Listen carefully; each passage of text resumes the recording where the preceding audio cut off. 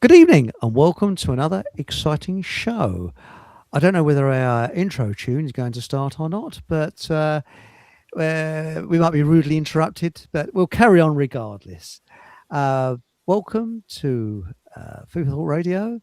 Uh, we're on YouTube, Rumble. Introducing Eco Green Compost, black gold, engineered on a Lincolnshire family farm.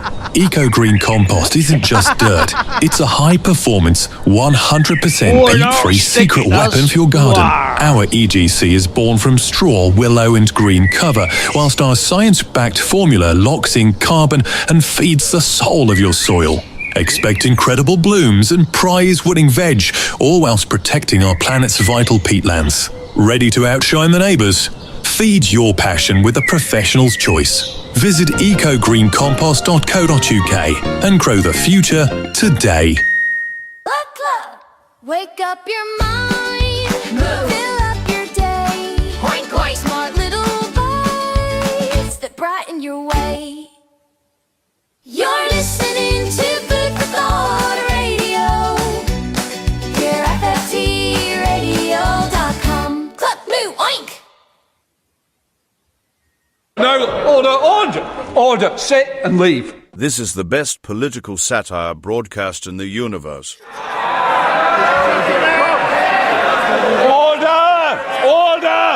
I say to the honourable gentleman, give me this. You are listening to Fockham Hall with Eric von Essex.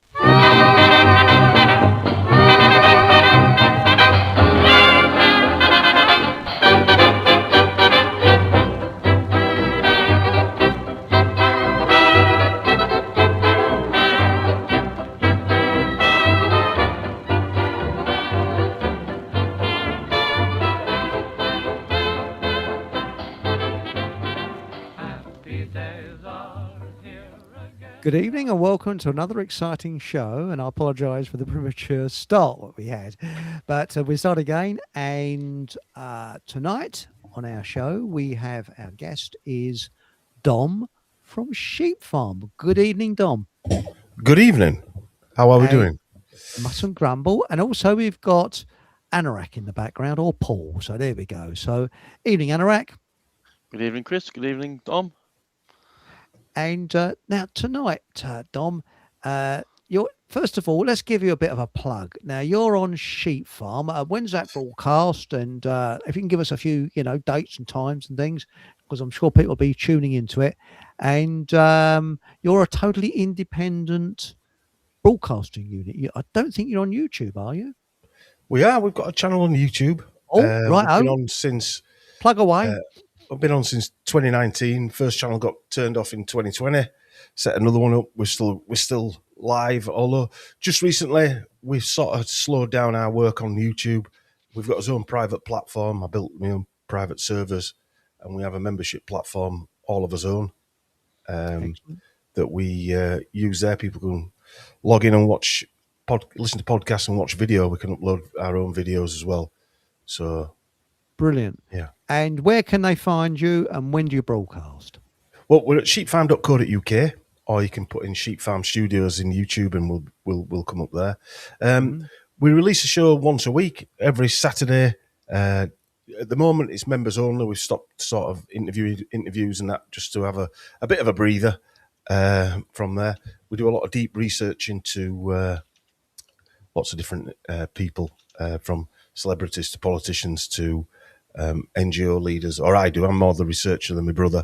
When I say we, I mean me and my brother, Chris. And then we do a general chat as well. Me and him for 2 or 3 hours, if you like, sometimes. Brilliant. And we do some live shows as well on YouTube. That's fantastic. Yeah. And well, I'd like to first of all thank Mike. Now, Mike got you on the show. He sent an email, and if it wasn't for Mike, you wouldn't be sitting there speaking over here. So, Mike, I haven't mentioned your surname because I haven't had permission, but thanks a million, mate. It's much appreciated. So, and he really worked hard behind the scenes to get this show going. So, thanks, Mike. I think you know Mike as well, don't you? Yeah, only through emails. Yeah. Now, with you've now got a book that's about to be, or it has been published, or about to be published. Traitors. Now, you're not talking about those jolly nice politicians. I mean, they're all honest and working their hardest on our behalf. And I actually feel a little bit nauseous saying that. I hope you do as well. You should whip yourself Yeah. with nettles saying that. Yes, yes. The fact of the matter is that I will not have politicians on the show. People have suggested a certain politician who's a bit of a maverick, but no, I won't, because my feeling is they speak the same language but on a completely different wavelength, because I don't believe in government. I don't think we need government, and I don't want. And why should anybody tell other people what to do because they're educated twits and they're impractical? And we have a case with government where impractical people are telling practical people what to do, and this is why everything has gone titties up and continues to do so. I don't know what your view is on that, Dom. Well, I started researching the individuals that were running the nonsense in 2020. Started with Matt Hancock, or Matt Wancock as we called him, and so we did a 2-hour podcast on him, and then did Chris Whitty as well. Oh, in. Him, and then I did 4 episodes on Boris Johnson, of about 8 or 9 hours worth of like documentary style podcasts on these characters. And then I moved on to Tony Blair, but I did his early years, Tony B. Lyre's early years, where I documented his schools and the people that were surrounded in these characters. And these, most of them got banned off YouTube, as you can understand. Really? Funnily enough. Now, with Tony Blair, you didn't mention Longacre, did you? Mentioned a lot of things, mate. Yes, I actually think there should be a tourist blue plaque up at the toilet where he was caught by the police, I believe, allegedly. Allegedly. So I believe in the early 80s. I mean, it'd be good for tourism, wouldn't it? You could have sort of Japanese tourists sort of posing next to a Tony Blair lookalike with his trousers down. Oh, like Tony Blair, something like that. You know? Yeah, I'm glad I've had my dinner thinking about that, with his knobbly knees and his tackle hanging out. But it's not the type of chap you want to meet in a toilet, is it? But not really, no. What we got from a lot of these this research was literally hours and hours worth of research. I mean, this book alone, I think it's got 600 pages. There's 180 pages of source notes in the book, and I had to half the font because otherwise there'd have been about 300 pages of source notes if they'd have been the same size. But the first 15 chapters are about Boris Johnson.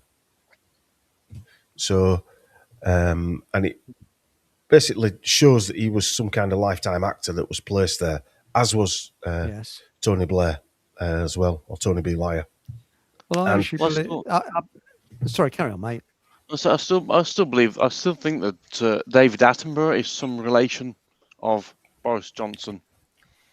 Well, David Attenborough is an interesting character because I did a show on David Attenborough, and his father was the founder of the first, what would you call it? What now they're pushing the death by euthanasia.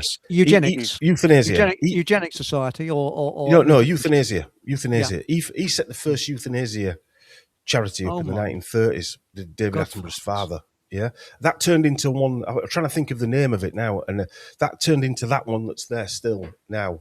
So David Attenborough's into eugenics, and it's interesting when you just mentioned David Attenborough there. And do you know who else ran? Do you know who ran the Eugenics Society? Yeah, Julian Huxley was one of the presidents of the Eugenics Society. So does Winston Churchill. Winston Churchill was there. We did the chappie who set up the NHS. Yeah. His name escapes me now. It's on the tip of my tongue. But he was in the Eugenics Society. I've got a full list of the people that were in the Eugenics Society. We did I think we're up to 20 episodes now. It's on YouTube. It's called the Huxley's Brave New World Order, and there's about, I think there's 20 episodes. It covers from the Huxleys and the Huxley genealogy and what they were involved in. It also covers the George Orwell and his life, because they're intertwined and linked. Also cover a lot of other people, from Jane Asher, who was obviously the Beatles, Paul McCartney's Yes. girlfriend. I did her genealogy, that she's related to the Earls of, I think it's right, Saint Germain in Cornwall, or Saint Germain in Cornwall. They've even got their own lodge called the Elliot Lodge. And so I've done several deep dive episodes on that. Most of them are on Mike Williams's channel in America, that we did. Well, Alice Gorgeous says Boris Johnson's dad wrote a book on eugenics. He wrote several. Yes, and DJB2. No, it wasn't Bevan. Oh, it was the. Crumbs. His name's on the tip of my tongue, but he was the architect of the NHS. But it'll come later. Don't worry. But now it says Mike Mantis says. By the way, thanks, Mike. Dom's research is astounding. So brilliant. But Jane Asher. I do wonder how the likes of Chris Whitty and the other Muppet you mentioned, Matt Hancock, are still walking the streets. I'm still amazed that they are, given what they are. I mean, I can imagine that Chris Whitty's got a lot of skeletons in the old closet, should we say. Chris Whitty didn't appear in this book because the book was getting so big. Basically, the book was the show about the shows that we released in 2020 and 2021. And I could only fit the politicians in. If I put the medical experts and the media propagandists in there, it'd have been about 1,000 pages. So when our friend John Hamer was doing the editing, I had a conversation with him and he said it needs to be 2 books, Dom. It's too big. And so the next book is going to be about the Chris Whitty's background, and you'll find he has got skeletons in the closet. His father was murdered in Greece when he was a young child. He was apparently mistaken for an MI6 agent, killed by a terrorist in Greece. Then he was shipped off to a boarding school. And anyway, so there's more to Chris Whitty, a lot more to Chris Whitty than just a man that could. Sorry to walk across you there, but he's a man that didn't blink. Do you remember when he did that thing, when he went forward? How many? About 2 or 3 minutes without blinking. That's not human. Is it the Sampaku eyes? Is it that's the name in it when people don't blink? I think. Yeah. Well, I would say demonic in many ways. Yeah. Oh, yeah. Because I do believe. I mean, I'm not religious, but I do believe in demons. And I mean, in chat here. We've got here about Attenborough. Alice Burgers as Fudge. He's our cultural attaché, by the way. You've heard about Fockham Hall, haven't you? It's a self-declared country, and everybody comes up. Would you like a Ponzi title, by the way? Everybody has a Ponzi title, you know. So you can think of one up during the show, you know. I mean, Anorak here, he's our transport minister, and now it wouldn't surprise me, and this is Alice Burgers as Fudge, cultural attaché. It wouldn't surprise me if Attenborough has some rather large skeletons in his closet, and I'm not talking about dinosaur bones. Yes. Well, it wouldn't surprise me either. It's interesting that he promotes about trying to save the Earth from all this climate change nonsense whilst looking to kill humanity. It's an interesting situation he's in. Yeah, they've never got a right good answer to eugenics, because there's a bigger plan, isn't there, to change how humans work, really. Eugenics and population control, by the way, are two different things. Population control is obviously the cull of humanity, like you would with a fox hunting wherever, badgers or whatever. And eugenics is about changing humanity in behaviour and coming up to some understanding about longevity. But the two do merge. They do merge as well, because the same players are running them same operations. Selective breeding, isn't it? So they look on, you know, I believe. Am I right in saying that they believe in culling people that have learning difficulty and things like that. Well, or maybe what we're viewing is the exhaust fumes of those that work. We don't see the benefit side of it because there has to be a beneficial side to the experimentation that they're doing. It's not all negative. I watched a presentation a number of years ago by Suzanne Humphreys, who wrote a fantastic book about jabs. I won't say the V word, but she documented from day one. But she spoke about designer autism being ideal for the 21st century. And so she wasn't saying that she wished for it. What she was saying was that possibly somewhere they're devising humans that fit into the future society, if you like. And also these type of individuals won't have children, so that culls the population at the same time as well. And they can probably stare at a computer screen, for instance, for hours on end doing one particular task. But I mean, that's another side issue. But there is a definite eugenics program. When that lady said, Stanley Johnson wrote a eugenics book. It was a population control book, and he wrote several of those because he worked for John D. Rockefeller III in the 1960s directly, not just working for anybody. He worked directly for John D. Rockefeller III when he lived in America, and that's where Boris was born. That's interesting. Oh, by the way, William Beveridge was the man I was thinking of. William Beveridge, he started designing the NHS in 1943 and it was launched in 1948. And he was second in command at one time. And it's actually on the Wikipedia of the Eugenics Society. Yeah. So that makes you really think. Is there some link then between Trump and Johnson? Trump and Johnson. I would say there would. Well, the only link is that there were very similar characters placed at the same time, around the same time, into power, weren't they, to run the operation that was brought forward to them in 2020. They were the right characters there to run that operation. It's traitors, yeah. Not traitors, but actors as well as traitors. Look at their IMBD or whatever it is pages. They both say actors on them. Boris Johnson says actor. It doesn't say politician. It doesn't say mayor or statesman or anything like that. It says actor. And same with Trump's. It says that on Trump's. And they are actors, lifetime actors, chosen for the part. There's no doubt about that. Whether they know that or think that, I don't know.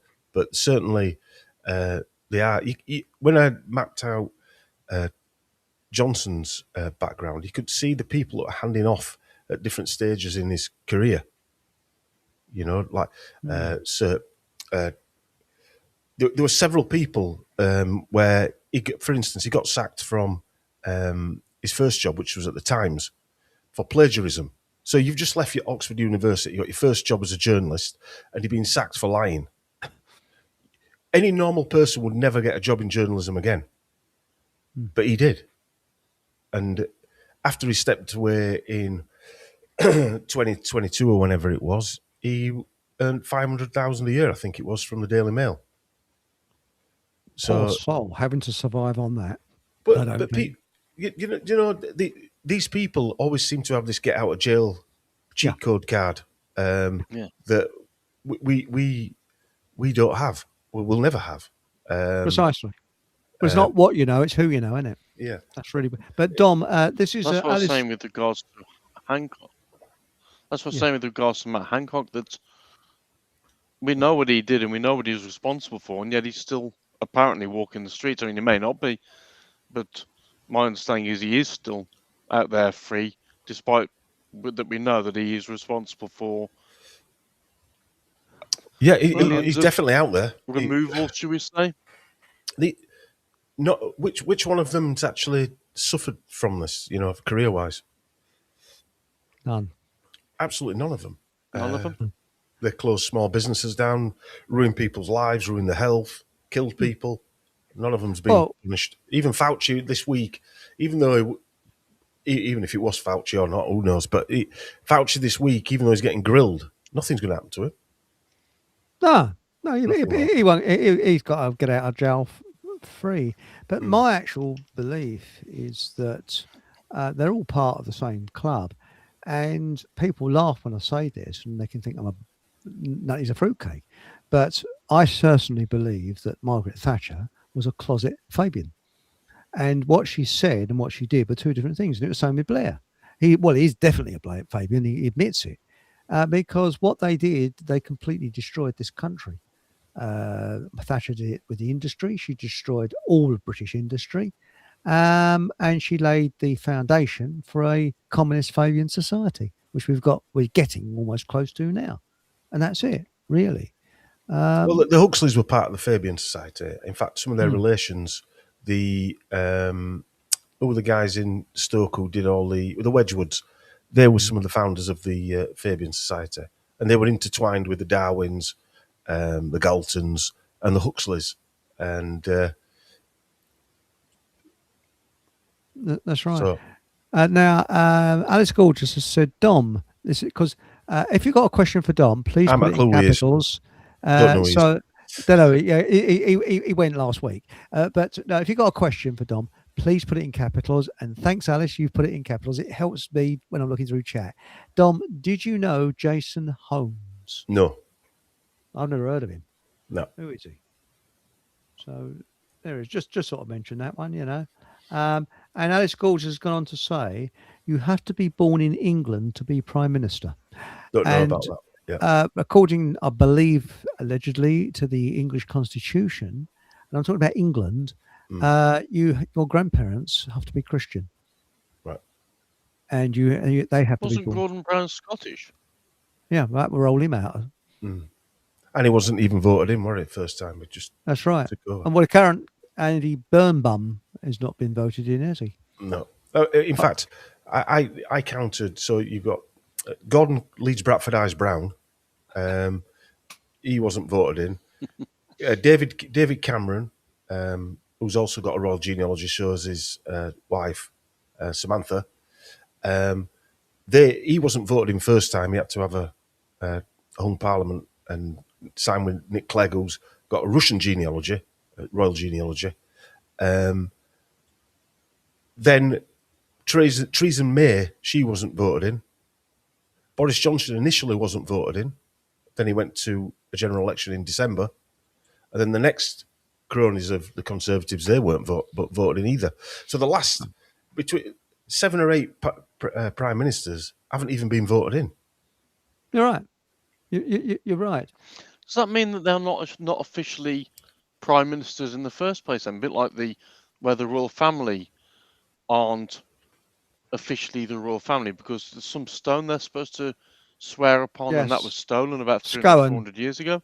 That's right. And it was stolen So by... it's just that if the monarchy aren't legit, which we know they aren't, then that must mean that all these prime ministers aren't legit either, so they shouldn't really be ruling the country in the first place. That's right. It's a I've fake. no It's a doubt fake that's stone. true. Yeah. It was actually stolen by Scottish nationalists in the early 50s before her coronation. So Queen Elizabeth II is not really a queen, but none of them are a king or queens. The last king that we had was Harold, and he's buried up the road to me in Waltham Abbey. And that was 1066. All the royals have been imposed upon us. They're not really our king. And they're all part of that bloodline, the Plantagenet bloodline, that yeah, apparently goes back to, I forget the woman's name now, who was apparently the daughter of Satan. I'll have to get the name now. It was the king of Jerusalem, and it was his wife. So they're all, a lot of them are a spawn, apparently, so-called the daughter of Satan or the granddaughter of Satan. Really? I didn't know that. Yeah. But now, the Jollyman has said, hey, realists, Barack Obama was born in Cuba and his wife isn't a woman. Well, we all know that. Yes.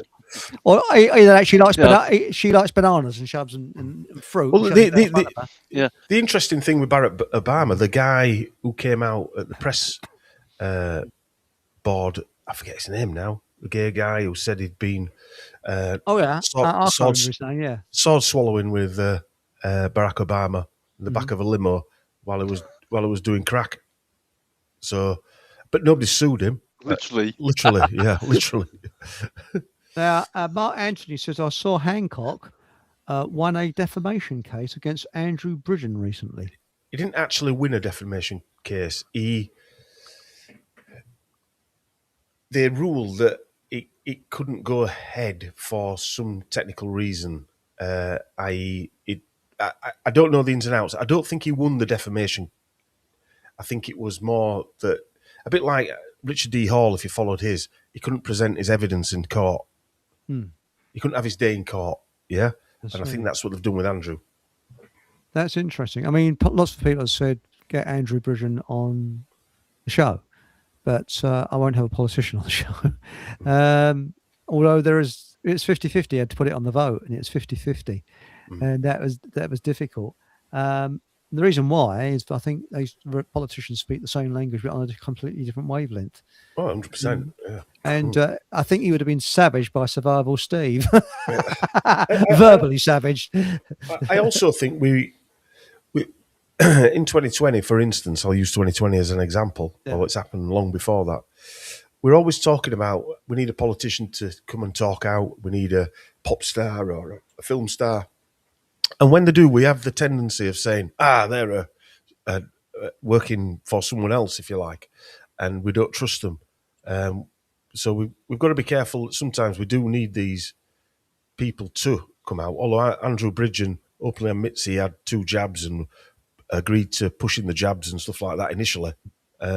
So he had an about turn, didn't he? That's what caused him the problem. Well, I'm not nothing rude against Andrew Bridgen. He's a very, very nice man. But my rough rule of thumb, and I'm not talking about Andrew Bridgen now, is the more sincere a politician appears to be when they're out of government, the most insincere they become when they go into government. You look how sincere Tony Blair was and Margaret Thatcher was, very sincere. Yeah. And then when they got into government, they did about turn. And I think anyone that aspires to becoming a politician shouldn't be, because I agree with you. I agree with you there, but I also think that Tony Blair, there's a different value in trying to get into politics. Andrew Bridgen's been booted out, I suppose, and probably never ever likely to get back into it. And also, he did do some work on the post office scandal, did Andrew, and a couple of other scandals as well while he was in politics, and got quite a bit of grief for that at the time, I do think. So I'm not saying they're all good people, by the way, or anybody's a good person, but there probably are a few in there who think they can make a difference, but realise pretty. And I'm sorry, go on. No, go on. I'm just saying the law of averages says they're not all going to be evil, because I'm not saying Andrew Bridgen is, but if someone can convince me, then I'll have him on. I said, come on. What I'm saying is, I went to a truther thing. I think I've probably told this before, Chris. Back in 2024, up in Derby, and Andrew Bridgen was there with Richard Verbs and a few other people, and I thought he came across as legit. And I suppose if you're on camera doing something in your own home, you can potentially make that person whoever you want them to be. But when you see them physically in person, they can't hide away from an audience of people watching them. So I have to say, he did come across as legit. There was another politician as well who was calling this out, but it was the chap from Bournemouth, somewhere Bournemouth way, and he was calling all the COVID stuff out. Oh, that was it. Yes. Back in 2020, I can't think what his name was, but he was another one, and I've not seen or heard about him since. Yeah, I remember the guy. I've forgotten the guy's name as well. Yeah. Now, he was calling it out from day one, wasn't it, as well? Yes, right. That's right. Yeah. And now Aunt Sally has asked a question, and Aunt Sally says, Dom, do you know who creates these IMBD pages and how reliable they are? What the bleeding hell are they? I never heard of them. Does the person named have any input? What are IMBD pages? They list the people like film directors and actors and things like that. Ah. I don't know who creates them, but I know who owns it. Amazon. Amazon bought it. So can they be relied on? As much as Wikipedia or anything else that you want to rely on, I suppose, on the net. I mean, interestingly, Amazon, Jeff Bezos, Jeff, he's another Leeds Bradfordized Bezos. His grandfather, let me think, yeah, his grandfather, he was one of the first directors of DARPA. Jeff Bezos' grandfather. And he was one of the first directors of ARPA, the predecessor of DARPA. And they invented the first internet called ARPANET. He was also director of the nuclear board in America as well. But he, then his grandson goes and invents probably one of the biggest internet sales businesses in the world. Interesting. Yeah. But back to your book. What first got you to put pen to paper or type? What first you got you into? Did someone say, "Oh, I think you want to write a book," or not necessarily like that? But Yeah. Well, what I wanted to document what I'd researched through the years. So I'd researched most of the politicians in the COVID cabinet, and so Priti Patel, Saviz Javed, that's Sanjay Javid, by the way, and all the other characters, Michael Gove, people like that, and we're doing episodes on all of these people. So I thought, why not put it down in writing as well, and go off in the tangents that we went off in the podcasts. So that was the idea behind it. Really, there was no clever thinking about it. Just get the research and get it documented. that's interesting. Now, the Jolly Man says, I think we can both answer this one, Dom, can't we? Do they have something on Tony Blair? They bleeding dirty. Yes, they do. If made fully public, knowledge could affect his career, especially if pushed on TV. I think we're talking about the lavatory incident in Longacre. There's more than that. Really? Well, that's a minor affair, is it? Sorry. No, it's not a minor affair. I mean, I can't find solid proof on that one. But what the information that I put together shows that actually has more credibility now. Because while he was at school, so he went to a school in Durham called Chorister School, which is a private boarding school. And he was there, and even at the time, I think it was the Reverend Gove, I think it was called. Let me get this right. That many names in the book.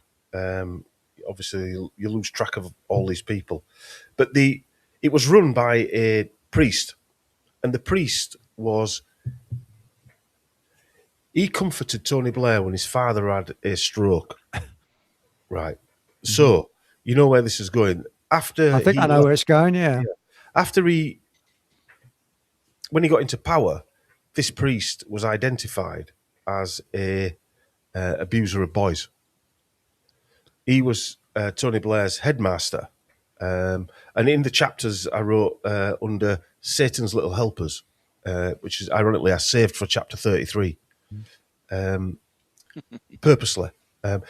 What I'm trying to get at, Blair was surrounded in his childhood by people who went on to become, or known to become, sex offenders. You won't see this, but there was a headline. This is in his second school at Fetters. The headline was, Blair's school mentor was sex abuser. And I'll try and show that there, if you can see it. That's in the Times. Hang on. I'll bring you straight on. I'll try and bring it. No, hang on. See if I can bring you back on there. No, oh, bloody hell. What am I doing? We've got your mug on there now. Yeah, I've got my bleeding mug on there. Yeah, what are they bleeding hell's happening here? Ah, here we are. Now, if you show up to the screen, you should be able to see it. Yep. That's interesting. Yeah. So that's just one page. There were several teachers at his school who were known to be offenders, if you like. At his junior school, what we used to call junior school, and at his secondary school as well, Fetters College. He was surrounded by these people, even to the point where there was an Irish guy called Knox Cunningham, who used to be an old boy at Fetters. Mm-hmm. And he used to come over and give business advice to Blair on a one-to-one basis. And he was part of an operation in Ireland that ran the Kincora Boys School scandal, which basically was trafficking boys from a boys' home to Brighton, and Really? and allegedly to Louis Mountbatten in Ireland at his castle as well. So it quite a story. So what I'm trying to say is it adds weight to the other stories that in later life, for instance, where the lady from Two Fat Cooks, I don't know if you remember them two ladies. Yes. Two fat ladies. I remember Two them. Fat Ladies, that's it, Two Fat Ladies. One of them, Clarissa, that's what she was called, Clarissa. Clarissa Dixon Wright, yes. Yeah. Right. Well, she actually had a really long name, Clarissa Dixon Wright. She had like 20 words in her name. Mental. Anyway, cut a long story short, she was in an article, ironically interviewed by Dominic Cummings' wife in The Spectator, Mary Wakefield, we'll come to Dominic Cummings in a bit. She said that Tony Blair's nickname while they were at the Lincoln's Inn, which was stood where when he left Oxford, the Lincoln's Inn is where they study law. His nickname was Miranda. That's right. And when she asked him why, he says because he liked the T-boys. Yeah. It seems they're all sort of muddled up with this pervy sort of sex offenders and that sort of thing. Well, I mean, sorry, I found no. Yes, sorry, Paul. Go on. We cut you off. No, I was just going to say, with regards to Blair, do you think the Blair that we see now is the same one that was in power whenever he was in power, or do you think they get replaced, or do they get taken into MK Ultra and zapped to get them on board with a certain agenda they want them to bring out, or have they? Or I mean, like with what was his name? He was the previous president in Biden. There's about 15 different Joe Bidens out there. And I wonder if the Blair we see now is the same one. I mean, obviously we'd never know that, but it's hard to tell. I mean, even pop stars have lookalikes, don't they? I think Ed Sheeran had a lookalike in that one of them films that he was supposedly in. He was booked up to do 2 days. He could only do one, and they got his lookalike to do the second day. Bridget Jones, I think it was. He was in or something like that. Really? So even Tom Hanks, for instance, when he was doing Forrest Gump, when he does that, do you know the part where he's running and he grows his beard and that he wipes his face, he's got mud on it, and he gives it the guy and he invents a smiley face. Well, that guy that was running wasn't Tom Hanks, that was his brother. So all the way through these things, they do have lookalikes. It's quite blatantly obvious. There was a film called I Was Monty's Double. That was an actual film, and there was a bloke who acted in the film who actually acted as Field Marshal Montgomery during World War II. And to make the Germans think that Montgomery, I think, was in Italy, when he wasn't. He was actually back in Britain playing D-Day. So that was a factual, famous film called I Was Monty's Double. And just like Churchill didn't write his famous speeches, he had the guy that did the Larry the Lamb voiceovers. Yeah. Apparently, Tommy Steele's father. I don't know how true that is. Yeah. That's a rumour, isn't it? Yeah. That's a rumour. But Blu-ray went on to say Andrew Bridgen, though, was on TR's last rally. What's TR's like? On pushing to vote Restore. Tommy Robinson, or as I call him, Rabbi Rubenstein. Oh, Rabbi Rubenstein. That's right. Yes, and quite honestly, people have actually fallen for this. Now, Asperger's Fudge has got a question for you. Question for the guest: do you think David Icke is legit? My honest answer is, how does anybody know anybody's legit? But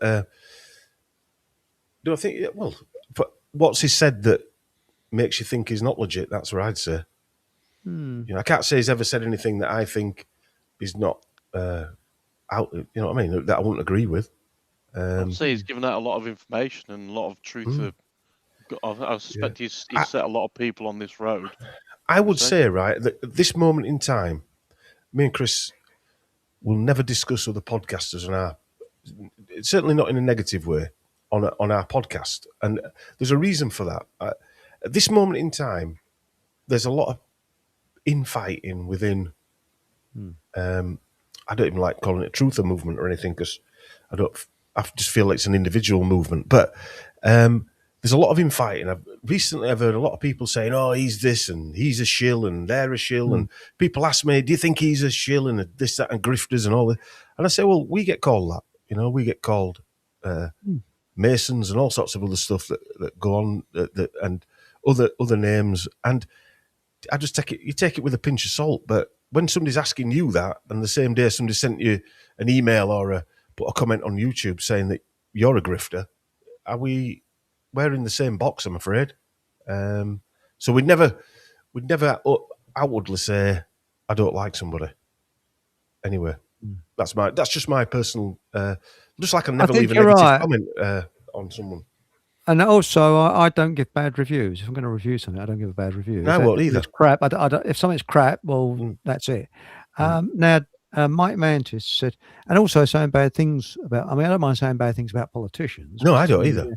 They're fair game. I want about them. That's right. That's what they're there for. Dom, this is Mike Mantis. Man, that was thankful. Thanks, Mike, for getting the program together. Dom, what is the most surprising thing you have discovered researching all these politicians? Now, that's a bloody good question. That really is. Lots of them, to be honest with you. I better put my seatbelt on. Hang on. I mean, okay. I remember when we did the Tony Blair research, I'd gone into another phase of my research because as you're learning things, you're learning how to do things, research, put things in order. The Tony Blair one was the first time that I actually felt sorry for Tony Blair. Yeah. As a child.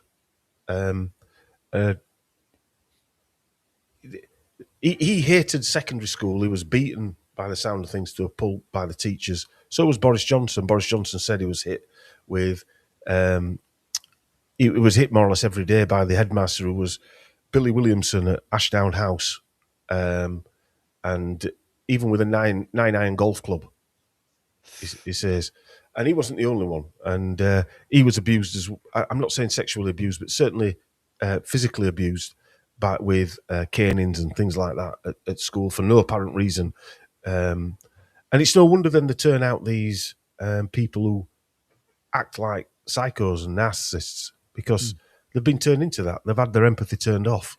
Yes. And I'm sort of going away from this question. I'll come back to it.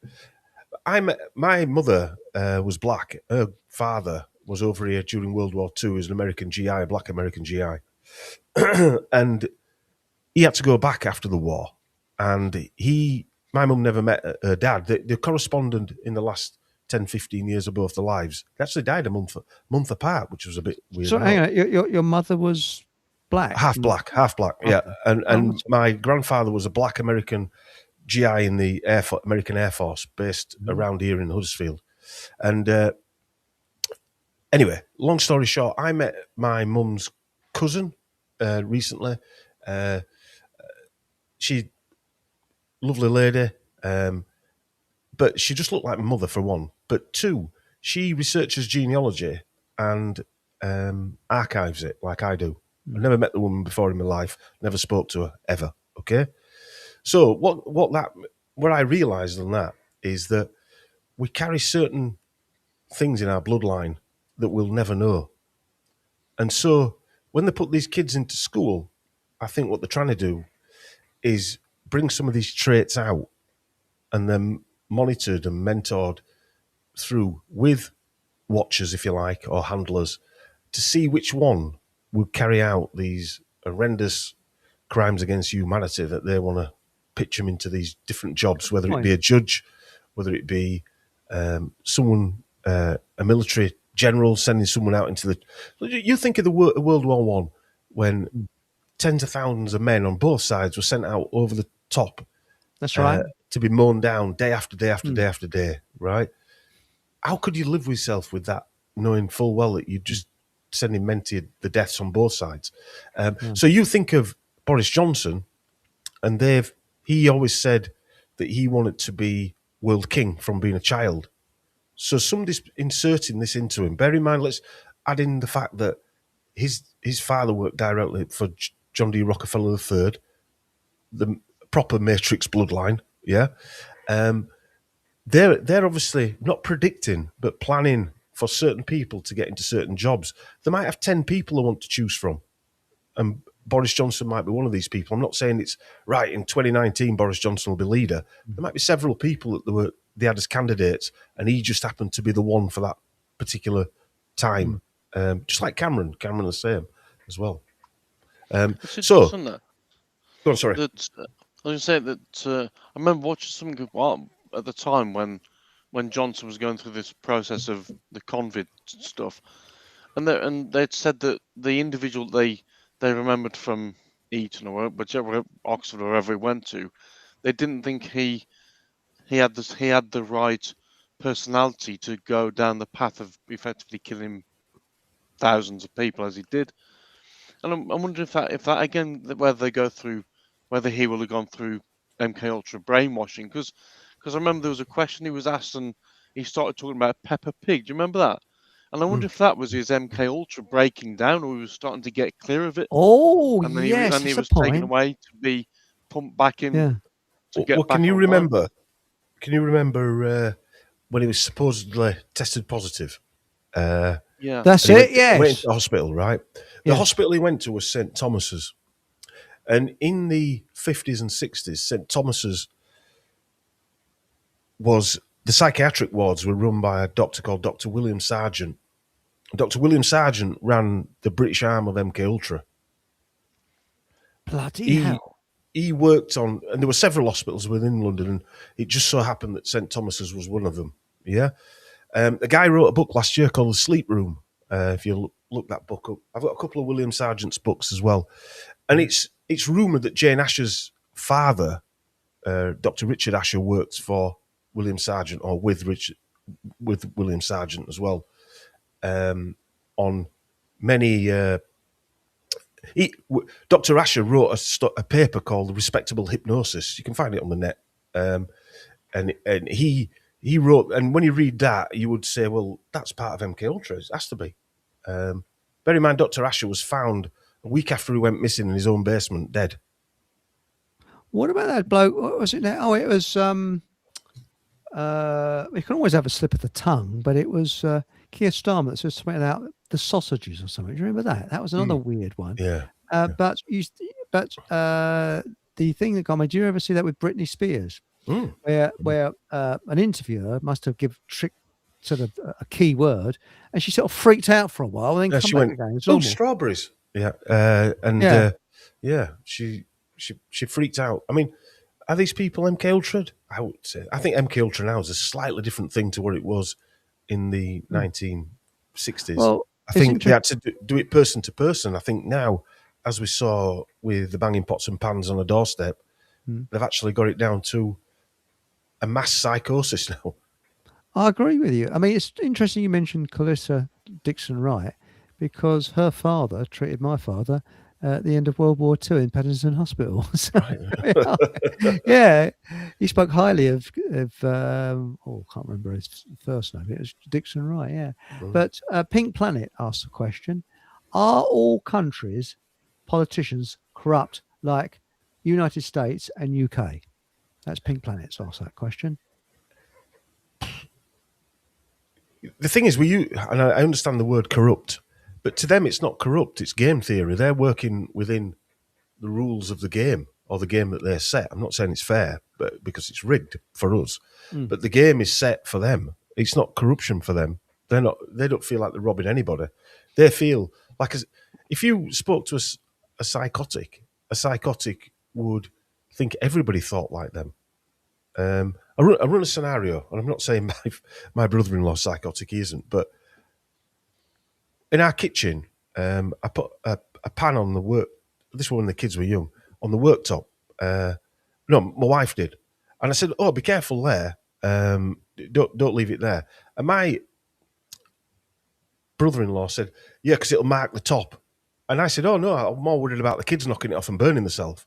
What I'm trying to get at is two people talking about the same subject, but thinking about it in a totally different way. Yeah. And that is how Boris Johnson or any of these politicians that we're talking about think. Now, are they corrupt in another country? How many of them were in the World Economic Forum in 2020 at the Young Global and part of the Young Global Leaders System? Oh, good point. And Yeah. and I took you something. The leader of Russia, he All of was in them. the World Economic Forum, and All that's of why I them. think they're all in it now. I've Pink got 2 Planets books are here. another. Yeah, I've got 2 books. I did 15 hours worth of documentary sort of podcasts with my brother about the World Economic Forum, and Klaus Schwab. And now Pink Planet says, why do parents put their children in boarding school? They must know what goes on. They do. It's either some kind of initiation, yeah. And this doesn't happen to every child in boarding school, but I did a fantastic podcast with a guy called Piers Cross.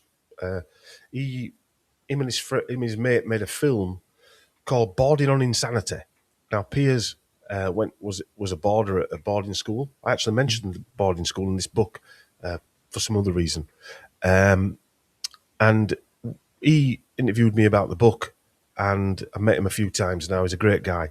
And they're boarding on insanity. I asked him that question. Why do they carry on doing it? Because Stanley Johnson went to a boarding school, and I looked into that boarding school and found, again, several people who were abusers who'd been arrested after, while Stanley Johnson was there. They worked there while he was there. That doesn't mean to say that he was abused or anything like that. But he then went on to put all of his children in Ashdown House. He never even went to check the school. Bear in mind, Stanley Johnson, they were living in Belgium at the time. Stanley Johnson had beaten up his wife, Boris's mother. She'd gone insane and been put in a psychiatric hospital called the Maudsley, which also ran in MK Ultra style treatments as well at the time. Boris was looked after by a nanny and his family, and then he was shipped off back to England to be put in at 10-year-old into the Ashdown House School, where he was beaten to a pulp, in his own words. So I'm intrigued by this Ashdown House. Does this link to Paddy Ashdown? No, ironically, Paddy Ashdown. I do feature Paddy Ashdown. Ashdown in here. Paddy Ashdown was a SAS/stroke intelligence operative. So yeah, Paddy Panchdown, as they called him, because allegedly he had an affair. But there's another Paddy question. Ashfelt. Yeah, Ashfelt. There's another question here. It says, question for your guest. Has he researched Tony Blair bloodline is Illuminati? Well, it's strange that, because in the chapter here, don't try messing around with thing again. It's entitled. This is the last chapter. Yeah. Mm-hmm. Let me find it. Blair's bloodline of the Holy Grail. Blair's bloodline of the Holy Grail. And all the other people, I've called them the bloodline of the Illuminati, i.e. Boris Johnson's bloodline, Boris's bloodline of the Illuminati. But Blair's have called it the Holy Grail. Because he was the first one that I've managed to document. And I'm not saying it's true. I'm just saying where it goes back to from the, let's just say, mainstream sources, yeah? Mm-hmm. His bloodline goes back to Adam and Eve. Okay. Wow. Yeah, I know. So going back to what that question was earlier, what was the most whatever thing you found? This was one of them. Yeah. I also found he was related to a pharaoh as well. A female. Yeah. So a lot of these people, when you go back, go on. Sorry to interrupt, but this reminds me, because it was who was that New Zealand chappie? He interviewed somebody who believes that the pharaohs never disappeared; they reinvented themselves, and what we have ruling us today are the pharaohs. Yeah. Well, in the Scotsman newspaper, there, the headline was "The Pharaoh's daughter, who was the mother of all Scots." Now, is any of this true or mythology? I don't know. I'm not saying it is. It was certainly interesting research for me, and it certainly explained why Tony Blair keeps resurfacing every time there's something going on, like Gaza, 2020, or anything else. I mean, to say he's the Middle East peace envoy, I mean, fucking joke, isn't it? Yeah, I mean, that's like giving Beeching a place to run the railways. Isn't Yeah. it? that's right. I do Or the wonder late that Oliver whether, Reeve to run a brewery. Sorry. Yeah, exactly. Yes. Yeah. Because didn't Obama, or maybe it's a similar word to that, I watched something where he saw a statue of Akhenaten, and he said that looked a lot. He said that looks a lot like me, and I wonder again because Obama's never really out of the news, or he always turns up on things on a regular basis to keep people reminded that he's still out there. Where there's others sort of vanish off and never to be seen again. But like Blair and Obama keep coming back, don't they? They do. And there was talk of him having a bloodline back to Pharaoh. He has got that look, what you say as a classic eye cheekbone type Pharaoh look. I know it sounds. Well, I'd say the closest that I've seen is Rothschild, and who's Prince Harry's brother? Oh, what's his name? William. William. Oh, If you William. look at the back of their heads, they're almost elongated. William's head is almost elongated, and Rothschild's head is almost elongated. It's very strange. Maybe the milkman was a Rothschild. Who knows? 2 bottles of gold top, please. Yeah. Extra cream. Yeah. Yeah. Well, I know that the milkman swerved to avoid a child and almost fell out of bed. Sorry. Yeah.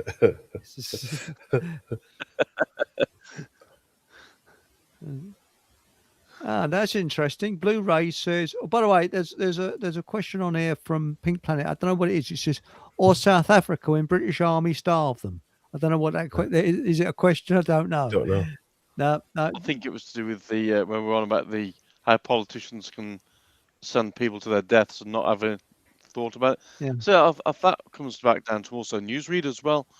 In that, I mean, obviously, my understanding is the news is all bullshit anyway. But these newsreaders, when they're reading some really horrific things out, they've got no empathy whatsoever, which either means they know it's bullshit, or they've been programmed not to have any empathy whatsoever. Well, that's right. But now, Mike Mantis says, Dom, are you doing a follow-up book?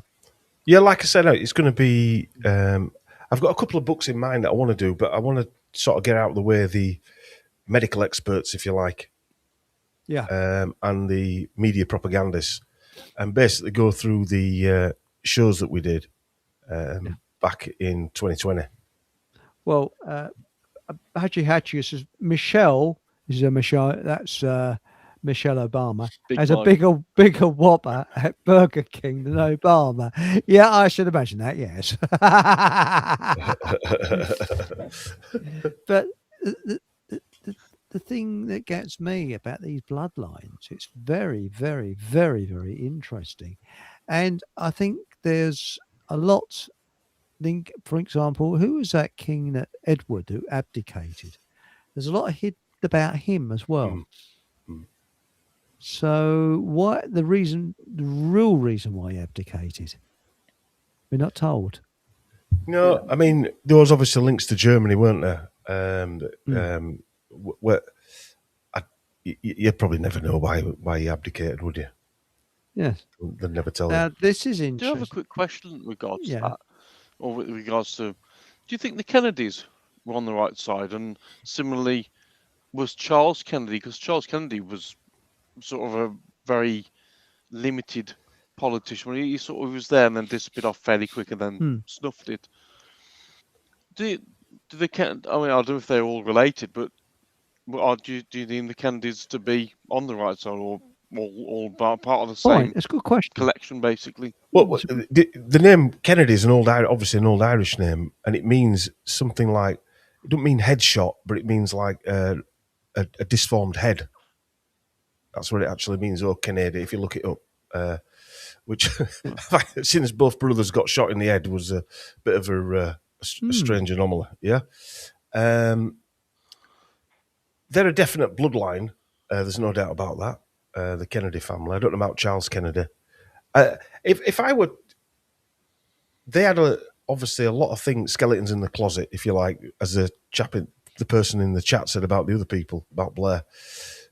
But maybe, possibly, they I don't know, had an epiphany during the presidency and decided to go against everything that they'd said they would do.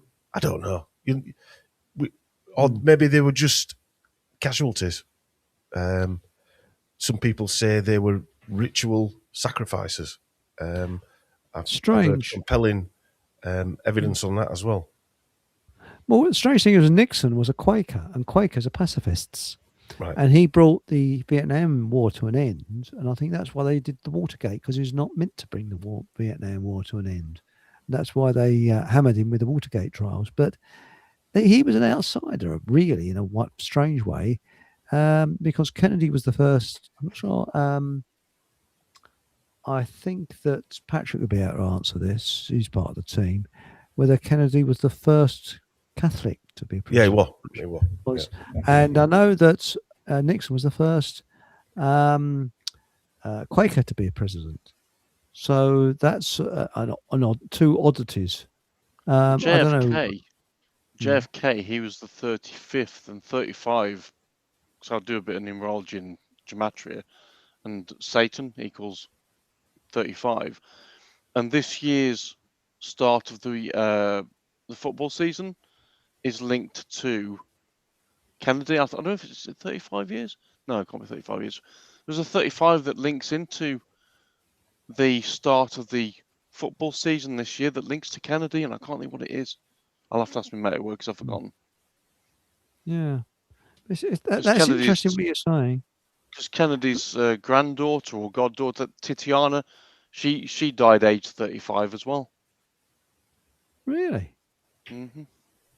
Now this is interesting. Mike Mantis. This is I've just read the first couple of lines. Now it says Mike has said, whilst Watergate was going on, I think it was 72, wasn't it 73?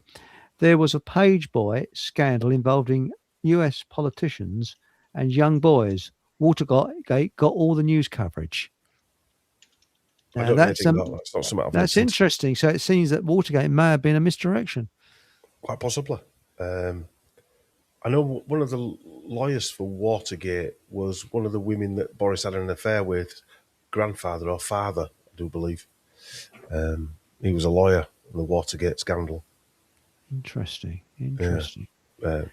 But I think the most weirdest, the most MK Ultra politician we've had was a recent one, which is Keir Starmer. That man was in another universe, parallel universe. He wasn't with it. He was sort of, I mean, how did such a dope get to leading a party? How did he come up the ranks? Because he was creepy, beyond creepy. He was in the same music class as Fatboy Slim. Really? At school, yeah. I found this out. I gave it. Me and Mark Devlin were doing some research. And I found out that he was in the same class. So they had, I think it was oboe lessons they were both having at school. Oh, hang on a minute. Oboe. If you see the Peter Cook sketch about the what was that fair in the 70s? Jeremy Thorpe case. Where Jeremy Thorpe got away with it. He paid an assassin to bump off. He had a homosexual affair with someone in the 60s. And what was the bloke's name? I can't remember now. Anyway, what happened? He paid an assassin who wasn't particularly competent to bump off the chap who was blackmailing, basically. Thorpe.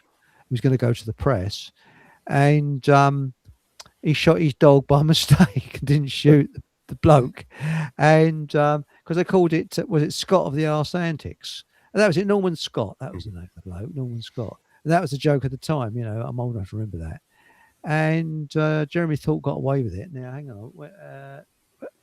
Sorry, I've lost track. I've completely lost track of what I was talking about. What has this got to do with what we was on about?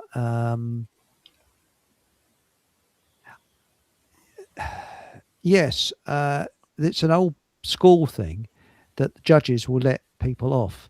And that was it. Peter Cook. That's it. Peter Cook did this sketch where he took off the judge, where he was talking about Norman Scott, and he says, "Yes, I believe he's a player of the Pink Oboe," which was actually a kind of saying that he was homosexual.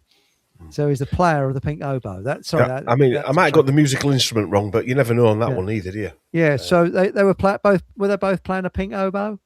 Quite possibly. Yeah, so if you go to YouTube after the show, of course, and put in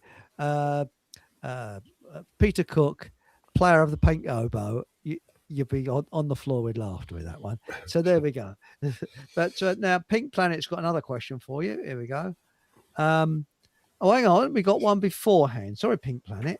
Let me go on.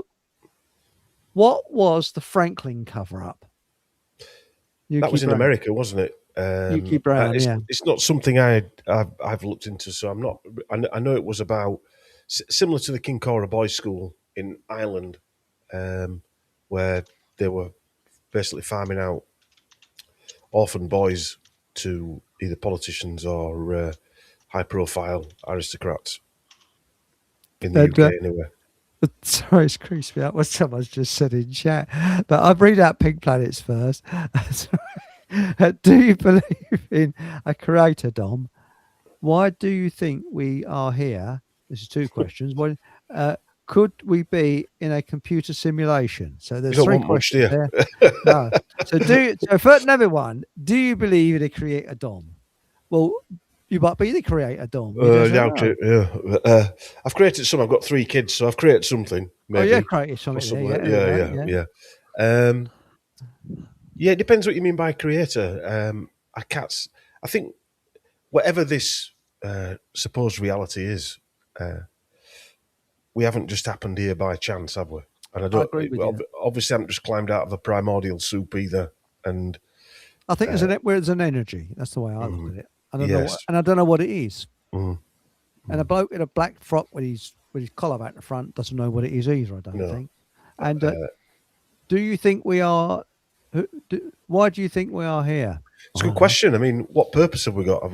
Is our purpose to write books about politicians and talk about them, or to play cricket? What is that? They don't seem like real purposes to me. No. Are we part of the Monsters Inc. energy drain type of process? I don't know. Is it part of a internal growth mechanism or is it just some sort of Grand Theft Auto game? I don't know.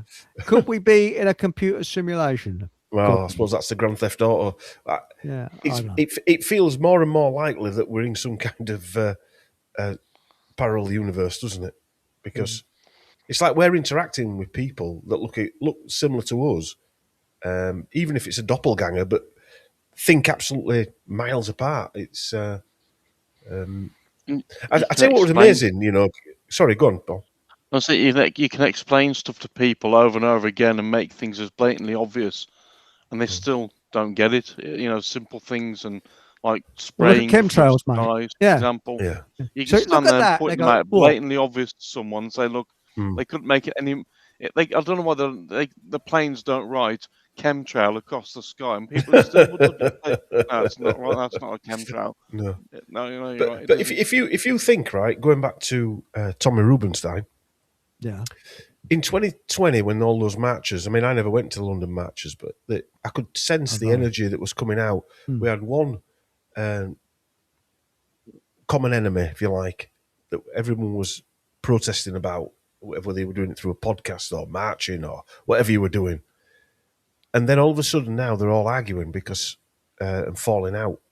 And that has to be some kind of operation, because looking down, they didn't want all those people together. So they had to insert, the immigration problem, the whatever climate change problem, to get people arguing and splitting up different groups. I hear people arguing and falling out about germ theory versus terrain theory.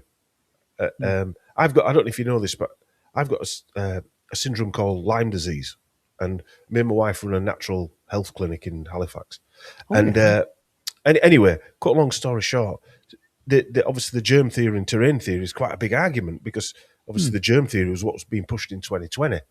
But there's so many different connotations of that why fall out over it? Because they're both theories at the end of the day. I agree. Pick at the front of being wrong. I mean, I've been wrong thousands of times, but that's what.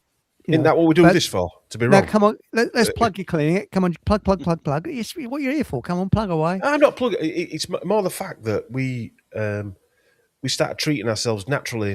I had Lyme disease in the mid 2000s. Oh, I'm sorry. Not quite ill. Well, it's part of life, innit? There's worse people off than me. But we started using ozone therapies and things like that to heal ourselves. And then we got to a point where we got a nurse to administer the procedures and whatnot. So, yeah, we had to become a CQC registered clinic with the government and everything because we're offering infusions and things like that. So, we're in Halifax.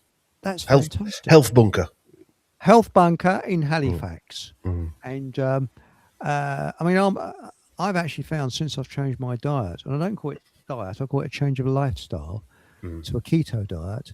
I always run a ketogenic diet. Sorry? I always run a ketogenic diet. Yes. And do you find that you think differently because your stomach is your second brain? Yeah. I would say that I probably need a break from ketogenic. I've been doing it for about 12 years now. Longer than me. Yeah. Well, sometimes I think you need a break just to shock your system back again. Really? Yeah, it helped me a lot. Ketogenic diet. Do you see Professor Bart Kay, who believes, and he's a New Zealand professor, and again, I apologise in advance if I've misquoting him or anything like that, but this is my interpretation of what he's saying. He doesn't believe that you should eat vegetables or fruit. Right.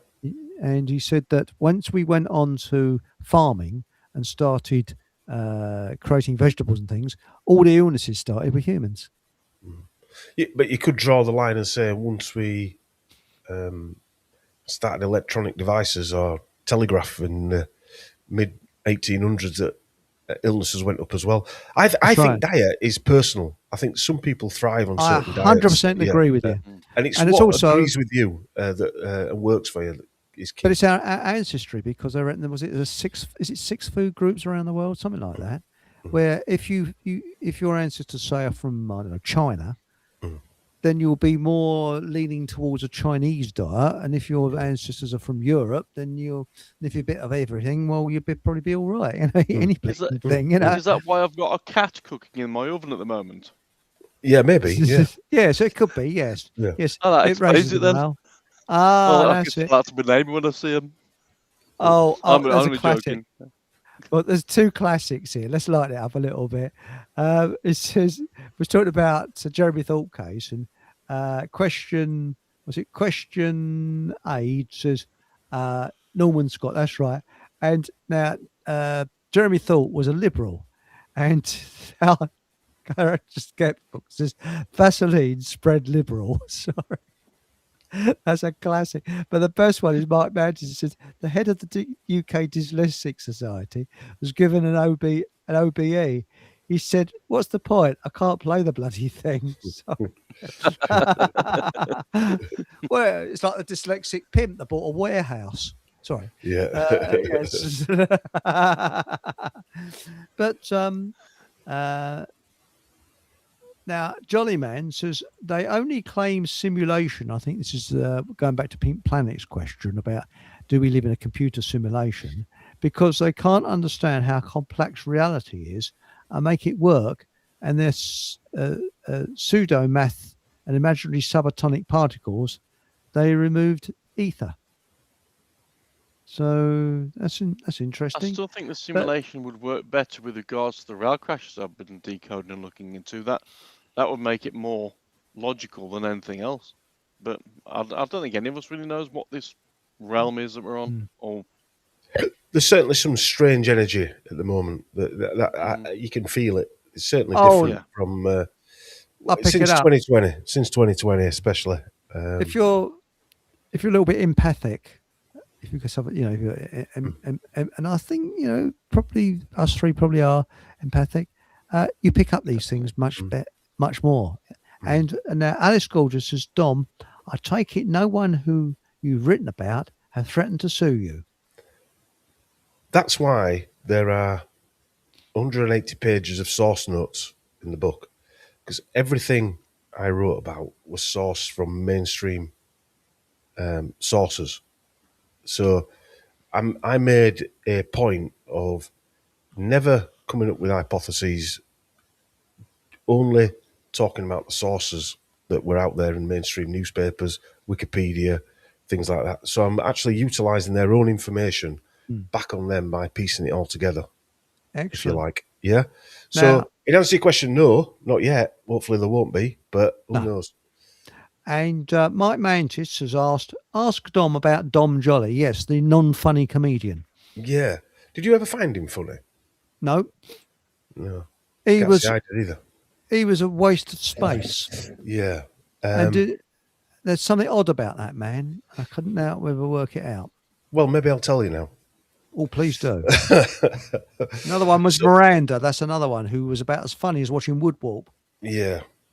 So around about 2-3 years ago, Dom Jolly wrote a book called look it up. Dom Jolly. He wrote a book about conspiracy theorists. Anyway, I remember Conspiracy that. Theorist I Guide. remember that. Like Yes. Yes. Dom Jolly.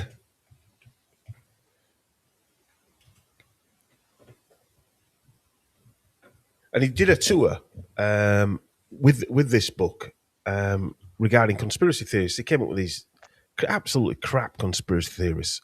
And I saw him on an interview with James O'Brien saying, yeah, all these conspiracy theories basically are idiots and what have you.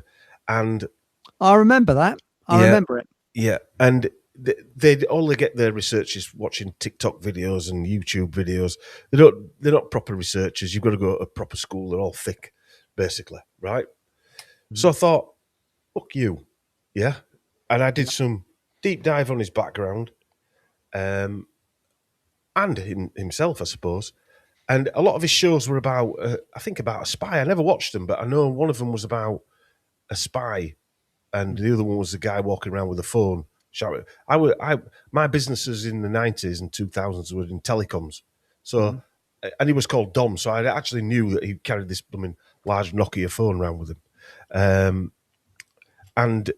but one of his other ones was he was a spy, and I found out that during World War One, his great grandfather and his great great grandfather and his great grandfather were arrested in Turkey for the duration of the war. Both of them were diplomats working out of Beirut for the British government. One of them was given, I think it was an OBE or a CBE, something like that, or an MBE, one of the two. A lot of his family were given CBEs and MBEs.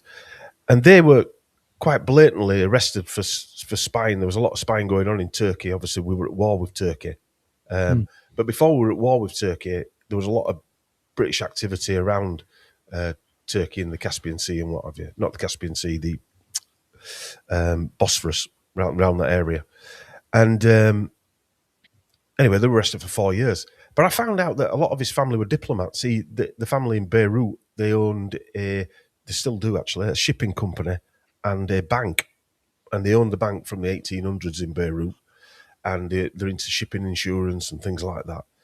He went to school with Osama bin Laden. Well. Yeah. It's all linking up, isn't it? Yeah, he went to a school he was shipped over to England to a boarding school that was originally the East India Company boarding school, where they trained their officers and whatnot. Then went to Oxford, and his grandfather on his mother's side and grandmother ran during World War II. They ran a stay behind the lines spy school for the British government. So what we were saying was that he was obviously on some kind of being a washed-up comedian on some kind of operation to. At the time, Mariana Spring was around, and he came out rubbishing conspiracy theories because we were talking about the jabs and things like that. And anyway, he did a video of me and Chris and our 2-hour presentation of his life, and basically ranted on this Facebook video. For about 5 minutes. He kept going off saying, I've got nothing more to say, and then come back on. And he did it about 3 times. So that's interesting. What I've about still got the video. Newsreaders? Is it John or Peter Snow? I think it's Jon And Snow. Dan Snow. And Dan Snow. Now, apparently they're supposed to be MI5 or MI6. Well, I would say so. And also, Dan Snow's married into the Duke of... I forget where it is now. Anyway, he's married into... They basically own the Chester. Bloody I'm going to have to get that. Sorry, I'm...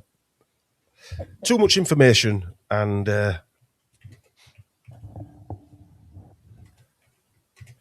I need to get that one. That's it. Lady Edwina Grosvenor. So he's married into the Dukes of Grosvenor, which they've got a net worth of about £12 billion, I think. The Grosvenors. So that's Dan Snow, who's the young one who's rewriting history on. That's right. Yeah, that's telling right. how. If you notice I tell you one of. You might know this guy, Chris. Max Hastings.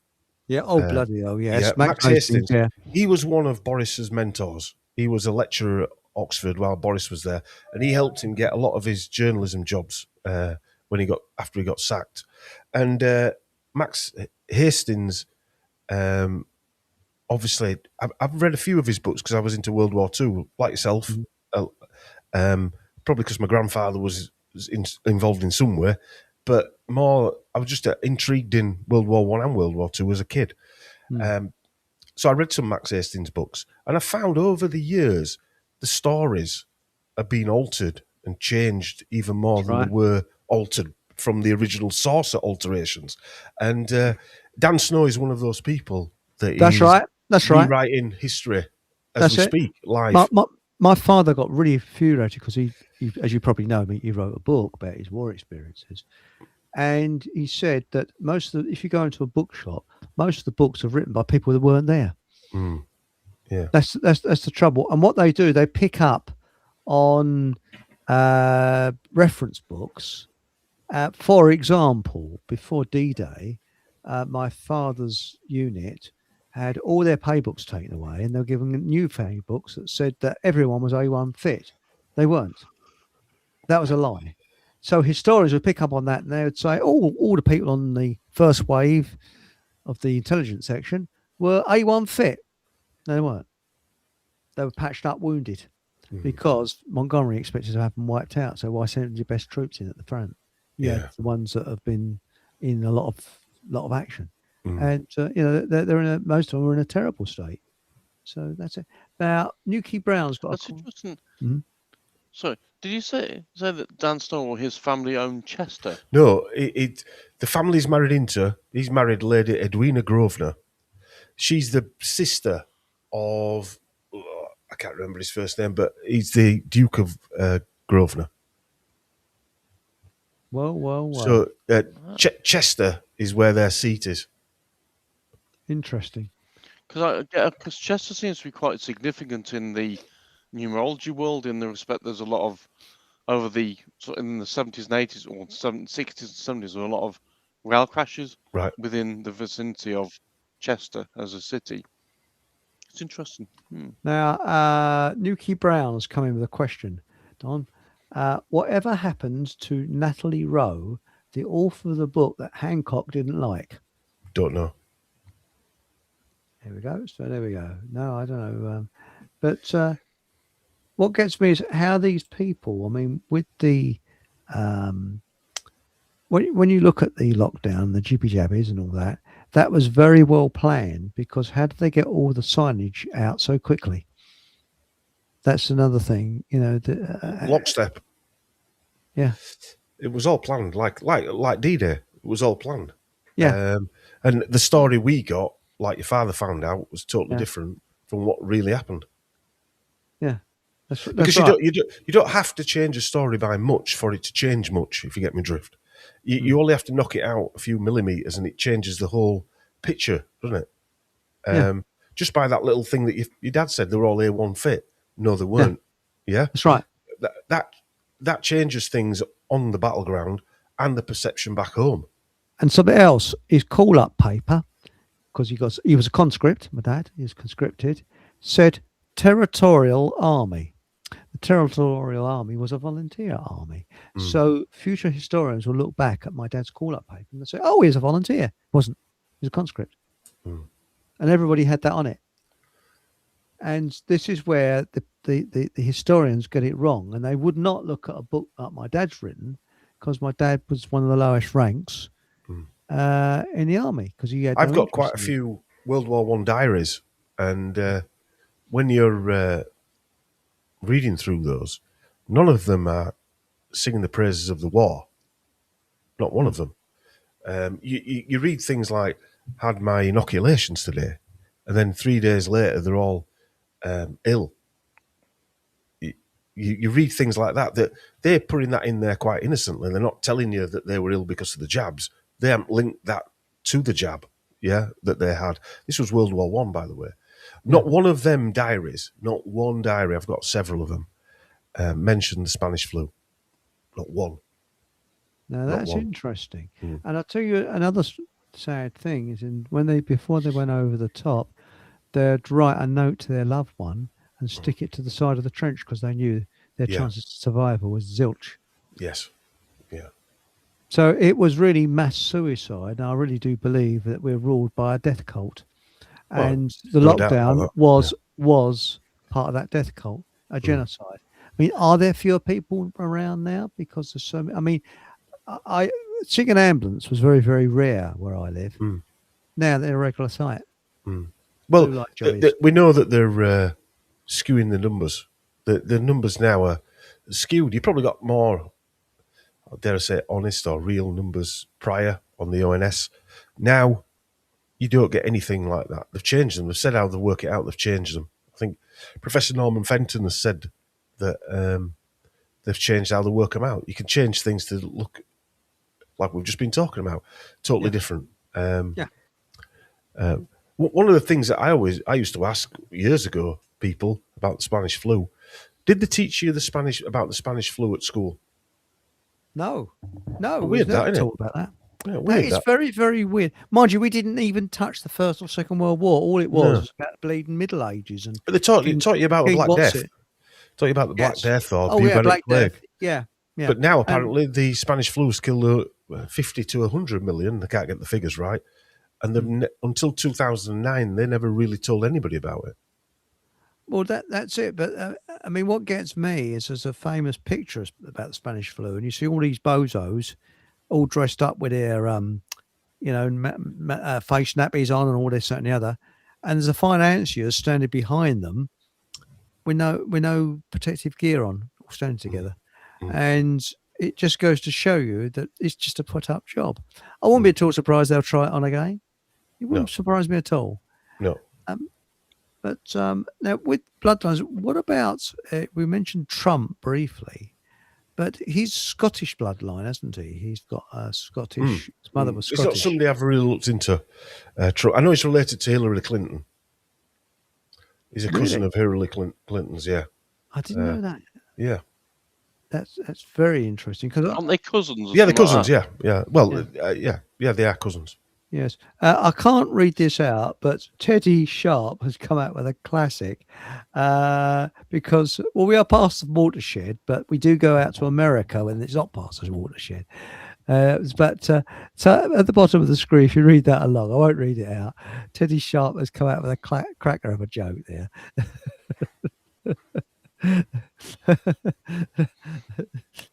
But no, the real the thing that gets me is that when you look at the way these wars start and the way they run, it all. I mean, look at the First World War. That seemed to be demonic. Britain had the reason Britain went into it was to stop Germany building a railway between from the oil fields in the Middle East up to Germany. That was the real reason, because they didn't want Germany out producing Great Britain. That's the story. Which in a similar way is happening now, because the world, as in the empire, if you like, the Dark Star, America.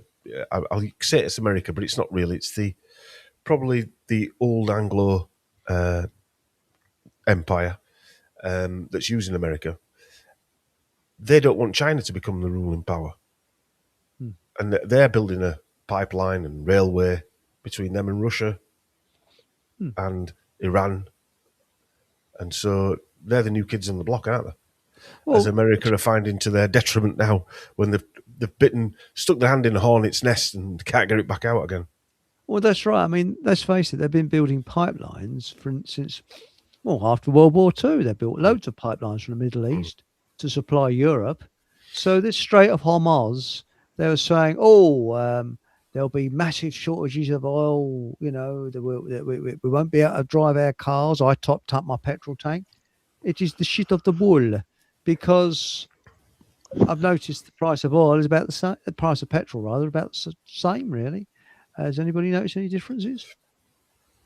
No, not at all. I know what they are doing though.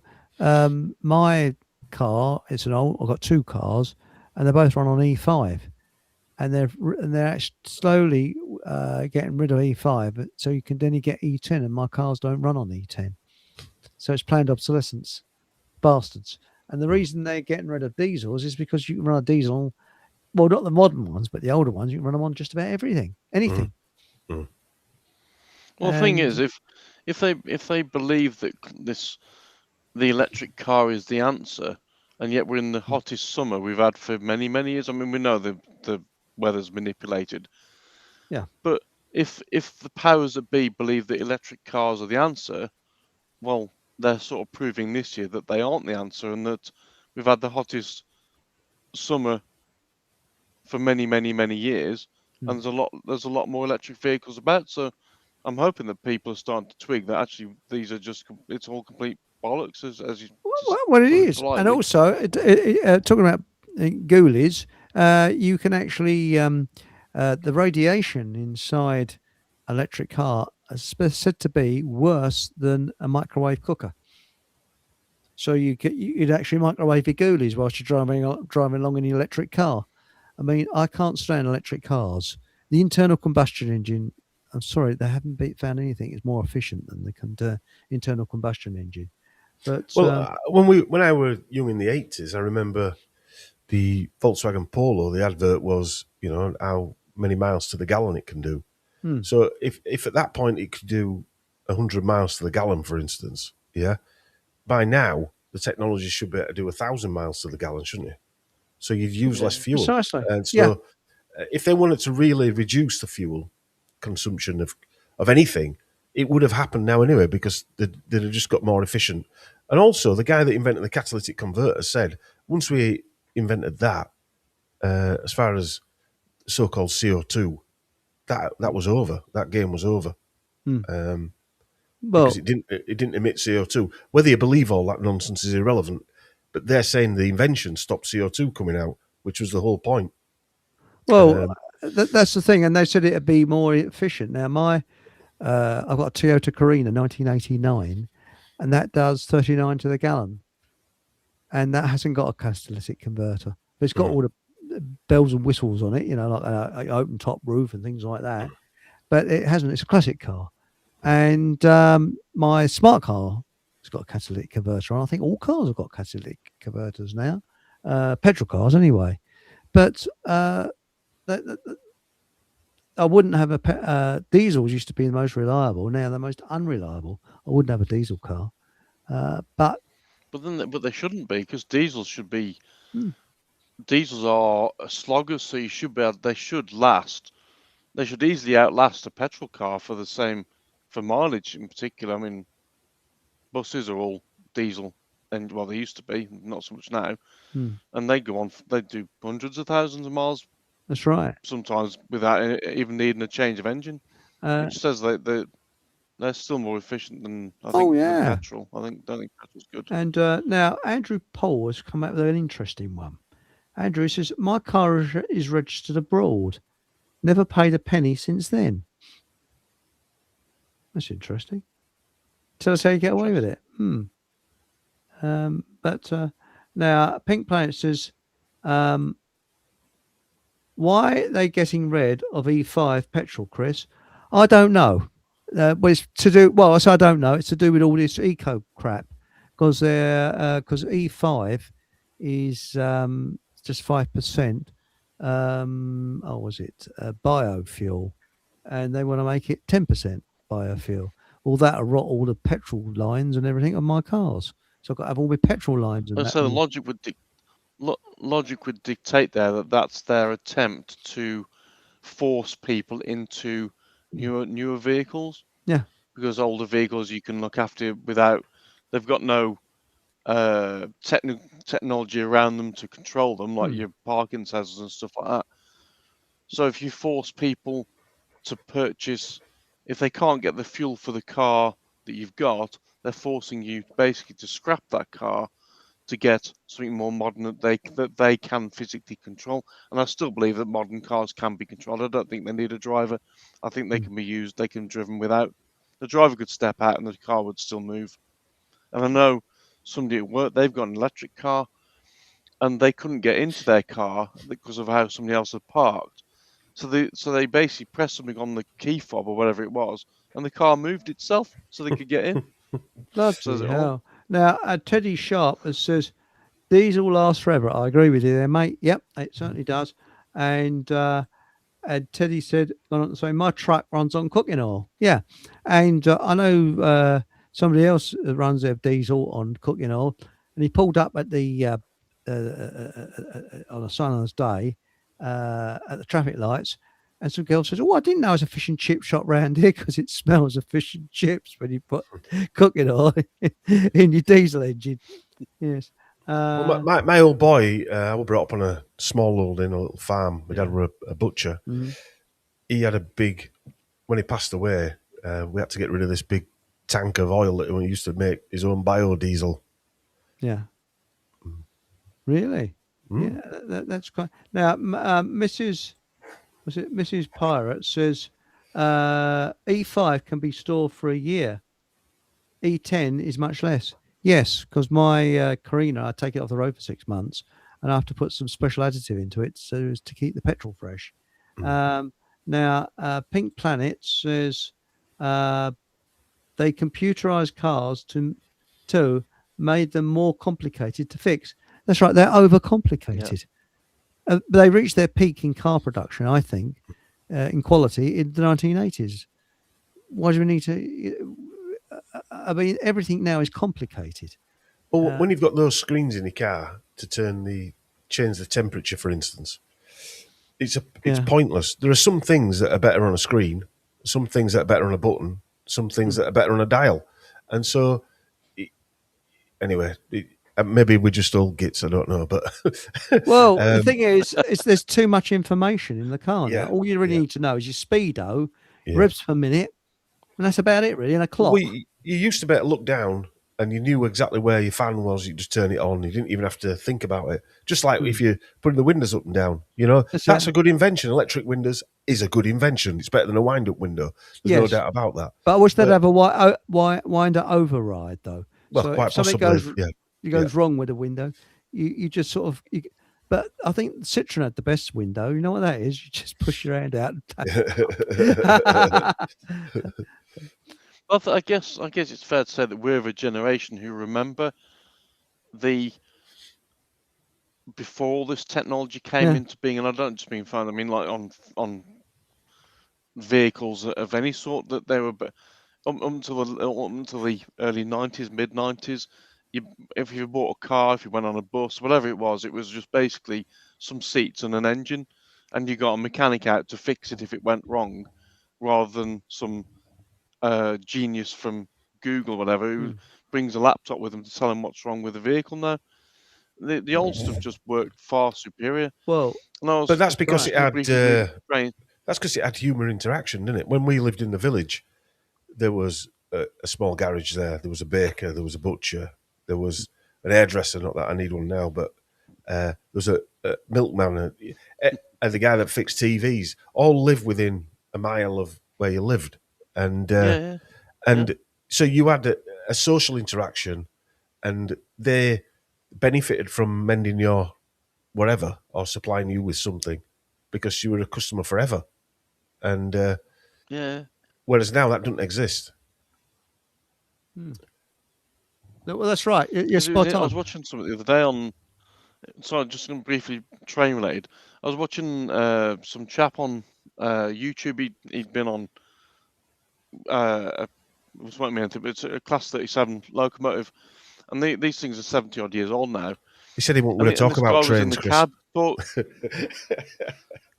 and he was talking about he was talking to the driver of this locomotive, and he said all the technology that's come around. He said these things still work better than anything else that's come out. He said the locomotive, as he's driving, he said it talks to him, so he can hear if there's anything wrong with it. It'll tell him whether there's something wrong with it. It's just basically the skill of the driver listening to what the locomotive is telling him. I think that's the technology. That's the technology we need to go back to, where the Yes. driver can understand what he's actually driving. I agree Sorry. with you. I agree with you. I mean, my first car was a Morris 1000 Traveller, the wooden wonders at the back. It's still on the road. I've looked it up. And that thing, that did about 40 odd to the gallon. And it had like quarter light windows at the corner. So in hot weather like we got now, you just turn the quarter lights round. And when you drove along, you got this fantastic blast of air in your face. Simple, easy. But when you drive, it was like driving a greenhouse. Everything sort of rattled and banged. But now we've got a question from Alice Gorgeous. Says, "What is Dom's YT channel, please? YouTube channel." And what I'll do is I'll put it along something on the bottom of the screen. So let's go to I posted captions. a link to that earlier on, very early on. Yeah. I'll actually Posted do a link to a. it very early. Let me- Oh, thanks, mate. That's much appreciated. I'll But find Dom, it again. if you Give me a sec. if you want to, if you could read it out, I'll type it in. So what is it now? It's Well, on YouTube, it's just Sheep Farm Studios. So if you go to that, you'll pick it up. Sheep Farm. It's in the private chat there, Chris. Oh, thanks, mate.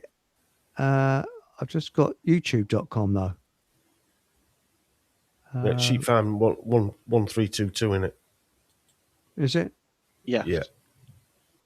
I'll put it in here. Look, there you go. It's in there. Right. Okay. Ah, you got it on there. No, you haven't. Hang on. I have. I put it in the chat. I put it in chat. Oh, excellent. Thanks, mate. I'm just about to add. What's happened? Something's gone wrong here. Right. I think we've cracked it now. Right. Let's go back. That's right. My screen's going a bit funny. That's unresponsive. Yeah, I can't look in chat at the moment. It's frozen on the screen, which is typical. But the thing is that what we're really talking about is we have had traitors ruling us, and government has been imposed upon us. Nobody has actually said, "Excuse me, do you want government?" Have they? I mean, that's the problem. Oh, right. I'll just copy this. Where are we? Copy link address. Right. Oh, and I'll just pop this in captions. Here we are. And I'll just put that, paste. Excuse me. That's it. Add. That's it. And show. Right. That should come along the bottom now. Here we are. There we go. We cracked it. Got it. How's that? So there's the link there. Sheep Farm Studios. Was it 1322? Do we need to put a warning out to any Welsh listeners to say it's not what they think it might be? Yes. Yes, Wales, where the men are men and the sheep are nervous. Sorry. It's a terrible one. Right, here we go now. Hang on, that's it. Right, here we go. So do you think is Putin part of their world? Because I notice in most films, the Russians always deemed as the baddie, should we say, which often makes me think that because they work in the inversion, that they're actually the goodies and not the baddies. Like large corporates, I would say that sometimes these people get along, sometimes they don't, and there'll be several groups, if you like, vying for power. This is my view. I'm not saying I'm right. I'm just saying it's a theory I've held for quite a long time. There'll be several groups vying for power. Sometimes they'll work together, sometimes they'll fight against each other.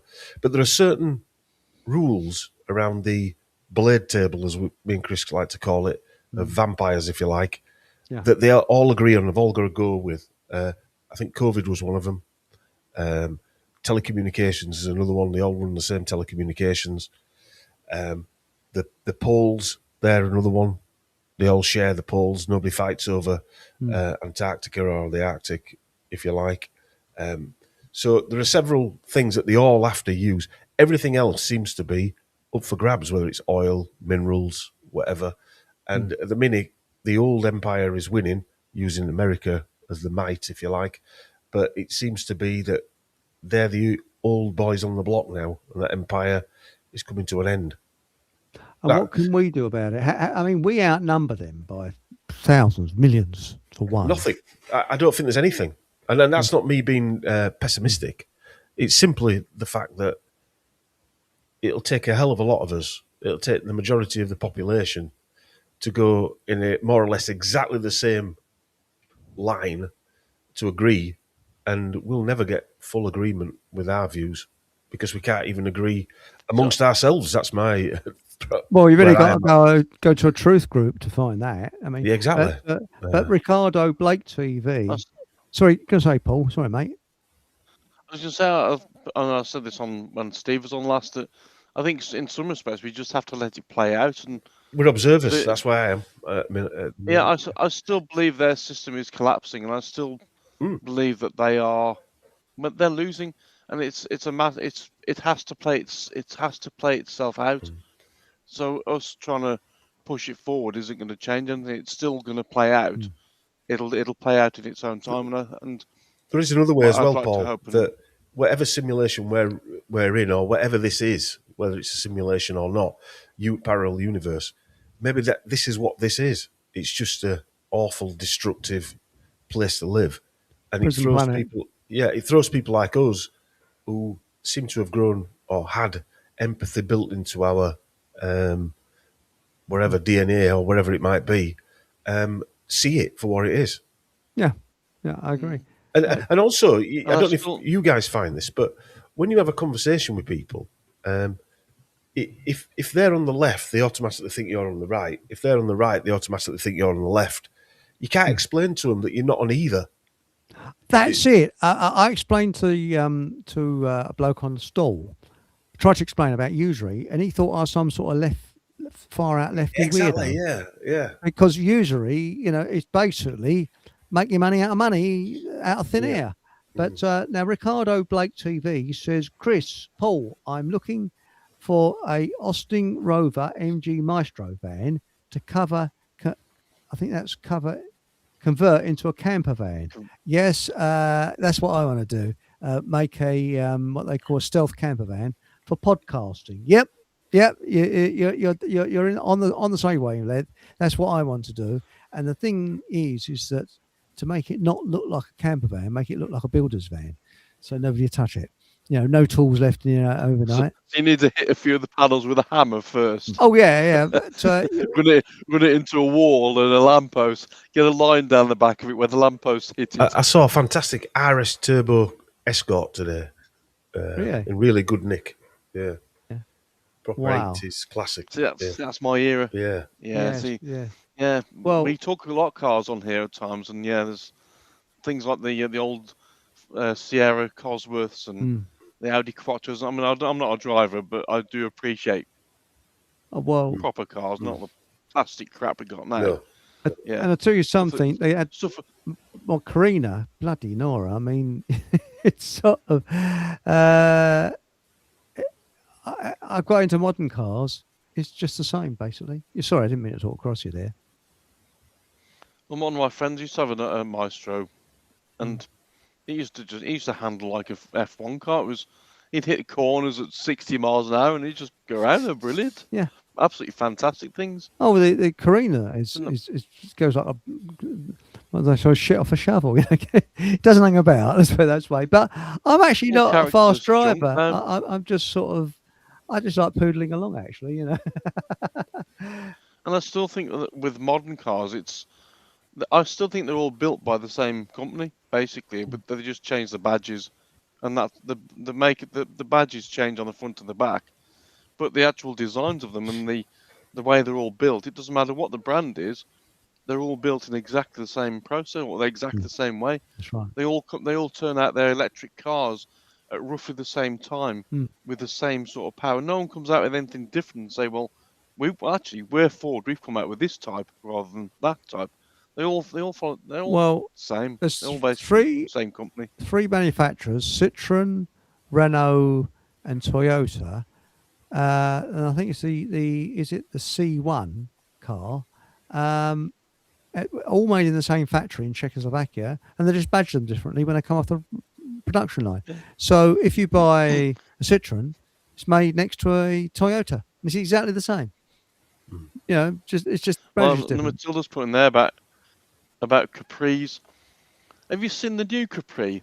I'll tell you what, anybody who buys the modern Capri needs to get a hammer and take that name off of it, because it is not a Capri. A Capri is a thing of beauty, not this pile of shit they've bought out now. It looks it's a Capri or the Escort and stuff like that remind you of like the professionals, and but well, they were a bit beefy. Let's put it this way. And cars now, as I said about the so-called moon landing, which I don't believe in, when that rocket took off, it had to be full of loads of flames at the bottom, and up it went. Even though it could only take a packet of piss up, didn't even get into space, I don't think. But imagine if it just went like that. And it's like modern cars, all sort of. There's no sort of butch thing about them. You go into now. Dare I say, being demasculised? Precisely, and I'll tell you something else that's being demasculised. Now, I like driving and cycling. They're the two things I like doing. Okay, I like cars and I like big. It's boys' toys. When you go into a bike shop, there's very few bikes now with drop handlebars. Now, to me, a bike isn't a bike unless it's got drop handlebars, because that separates the men from the boys. But all the bikes now have just got straight handlebars, not drop handlebars. Why? See, I were a BMX guy. But I like drops as well. I like riding a drop as well. It's a different style of cycling, isn't it? BMX, totally different style. Yeah. I mean, I've got a mountain bike, which is straight handlebars, because you've got to the mountain bike, because But now, Pink Planet says, what do you think about Antarctica, Dom? It's bloody cold. I know that. Oh, we've got penguins there as well. Yeah, depends what we're talking about. They've written a good book, Antarctica. Although it's a fiction book, there's a lot of passing as truths there.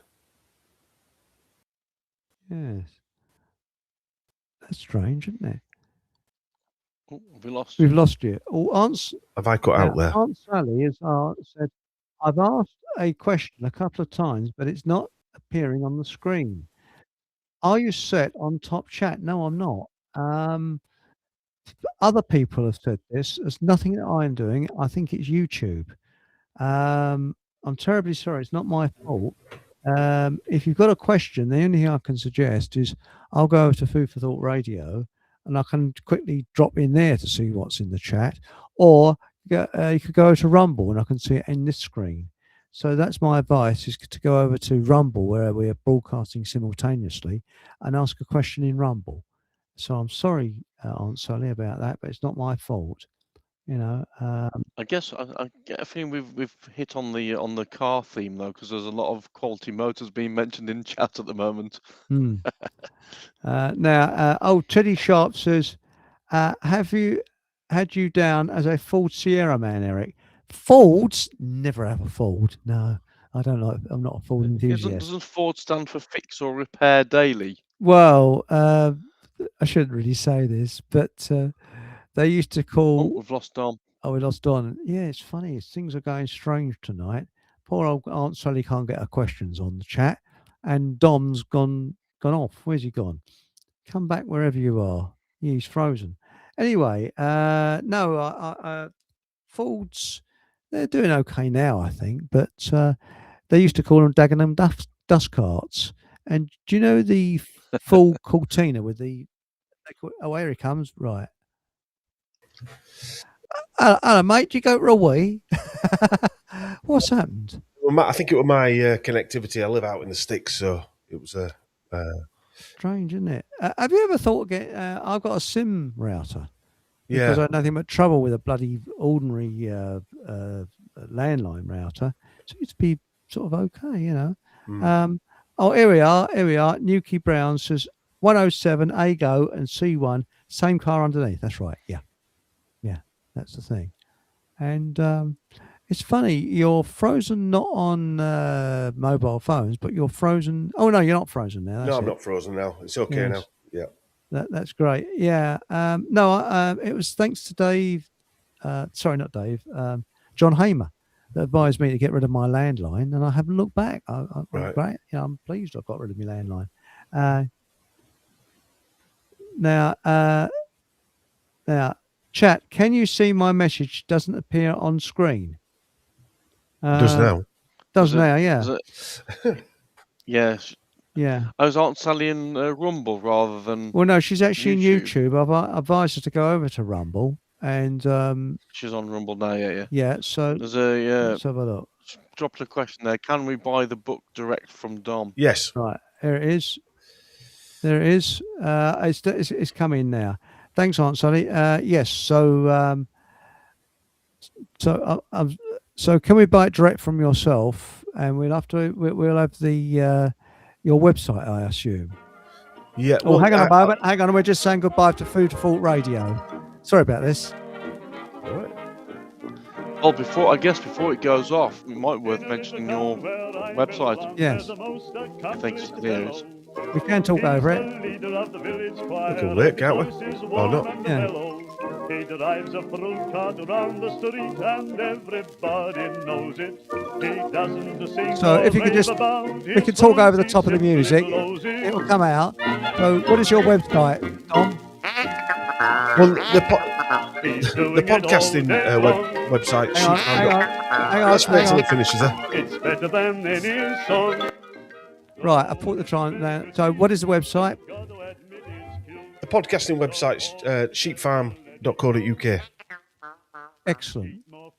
So that You've been listening to here we are. Fockham Hall with Eric Von Essex. Remember, whatever you do, have a bloody good laugh. There we go. And we said goodbye to Food for Thought Radio, but we're still broadcasting live on YouTube, Rumble, and also Holylandradio and Holylandradio FM. Good afternoon to America. And I'm sorry about that. I was fiddling around with the knobs and dials here, and I couldn't get the bleeding sound to go down. So, but I think we got it over there, Dom. That's what Keir Starmer used to do as well. Apparently. So you can get it. So this will be the fourth time. Aunt Sally, please accept my apology. I think it's effing YouTube that's the trouble that's doing that. Now, Andrew Paul says, had a 1988 Orion injection gear, new one. It was a lovely car. I thought you had to have ointment for that. Yeah, Ryan was a rare model, though, wasn't it? It didn't last very long. Yeah. I suspect they're like hen's teeth now. Now, Aunt Sally said, I've asked it on Rumble. Yes, that's right. We've just read it out, and I can see you on Rumble, and you've just gone back to YouTube again. YouTube again. 3 times asked that question on here, and it did not show up on Eric's screen. Yes, it lots of people have said that. And did it show up on the YouTube screen though? That's the thing. But if you get that problem, go over to Rumble, and I can read it on Rumble. So there we go. But now, Dom, what I was going to say is, this book? When was it actually published? Was it a week ago? Or March. Just March. It's been out since March, April. Early And April. your feedback so far? Have you had? Good. Yeah. Feedback's been good. Yeah, I'm pleased with it. Just wanted to get it out there. Yeah. I enjoyed the process of writing it. I enjoyed the finished thing. Well, Yeah. And the lady that in America that actually did your book for Amazon did my dad's Shannon. book. Yeah, Shannon. Sharon. Yeah, Shannon did my dad's Rowling. book Yeah. as well, and she did a bloody brilliant job of it. Yeah, She she's really did. fantastic. I mean, my Yes. brother did the artwork for the book and all the artwork He's in a good it. artist, isn't he? He's good, yeah. All the drawings in it were our Chris that did all them. Yes, it's bloody marvelous. That is because I mean I'm writing a book at the moment about demons and what happened in my family, but not only about my family, but to help other people who are probably going through similar. Have you had Jerry Mazinski on your show? Yes, Yeah. he's coming on again. Yeah. And I believe in demons because I think that someone, a chap who married my sister, was demonic, and he was taken over by demons, and he spread it amongst the rest of the family. Yeah. So, and once you've had the experience of demons, people just don't believe you. No, they really don't. It's quite horrendous. It really is. But I'm hoping to get Jerry back on. Now Mike Mantis says Dom's brother Chris is a superb artist. Does he work in that type of in that line? Does he do? He's a chef and he has a sculpture business. That's interesting. Now that's very interesting. Now, when you say there's nothing we can do, what about? I mean, for example, Gandhi. Now, people talk about Gandhi, but he was he was apparently paid by the British because Britain wanted to get out of India. So he was a good way of getting. When I said there's nothing you can do, there's obviously things you can do. I mean, I've written a book. You're doing podcasts. We're doing podcasts. There's obviously stuff you can do, but I've not necessarily given up. But you come full circle when you first start out and realise everything's not the way you thought it was. You become an evangelist and you want to tell everybody and stand on a soapbox and shout about it, and you try and convince people. That's like banging your head against a wall, and then you become angry because nobody's listening to you. You go through these different phases. And that's right. I suppose I've gone full circle in a way where I'm thinking, well, the information's there now.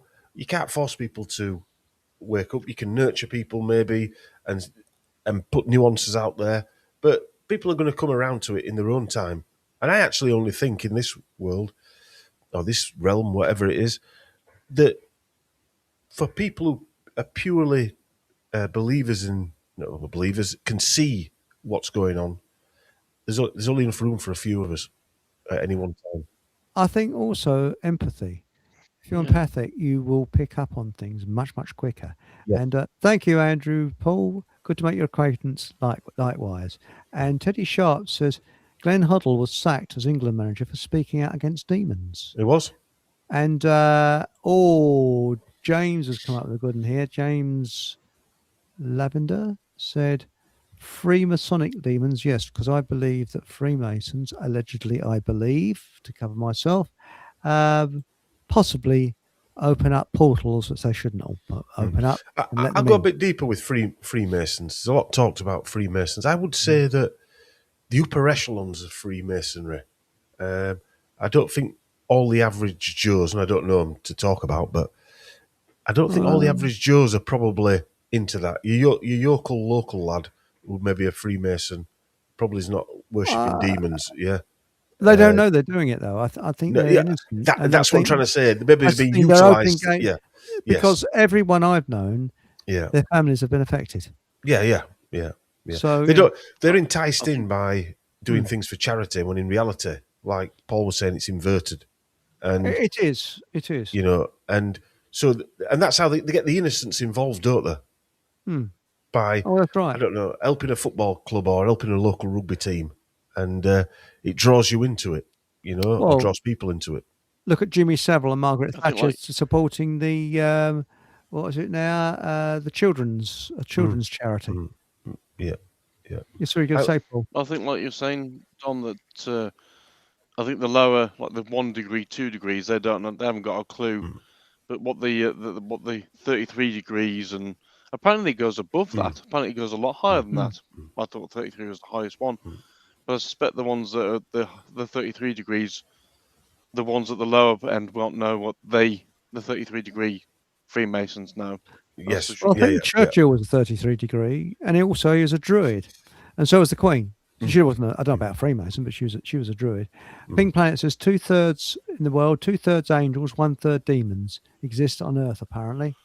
And Andrew Paul said Gandhi was part of the club. If they are in any mainstream use, it's all mind control. Spot right on. Anybody that's in the mainstream, forget it. You know. Uh, Now, and you've got my philosophy, Pink Planet. Just stay in your own happy bubble. Help who you can. I agree with you there. Yes.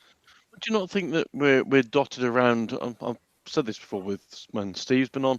That maybe we're dotted around the realm and the different parts of the UK and across the world. Maybe we're in these locations for that particular reason, that when the masses start and realise that everything they've been told is lies, they're going to find that hard to perhaps deal with. Well, and maybe we're in these locations dotted across the country and across the world to pick these people up when they do decide. maybe. When they start to realise that their favourite politician or their celebrity who they worship is actually a pedo or whatever else they may get up to. I mean, I've got a theory that in this realm, we might actually be the bad guys. How about that one? We could. So we're the ones we're the ones upsetting the equilibrium in this satanic world. Empathy is the enemy of the ruling class. And if you try having a conversation with anybody, whether it's about climate change or anything, that, especially during 2020, they will have a right go at you. You know, we are the enemy. We're a minority group of people that are the enemy. But also, as I'm not saying we're bad people, by the way. That's but we're tribal. The thing is, what it is, we are born tribal. As part of our way of being, you know, you want to be part of that tribe, and then we had that. That's what protected us, because the tribes kept together, and the psychopaths use that against us. That's why they divide and rule all the time. Yeah. And what gets me, I mean, we're seeing loads of people coming over from Morocco into Spain. Well, it's a part of Morocco that Spain actually has. Where is the Spanish army? Surely they should be falling a line and saying, you do not come over the border.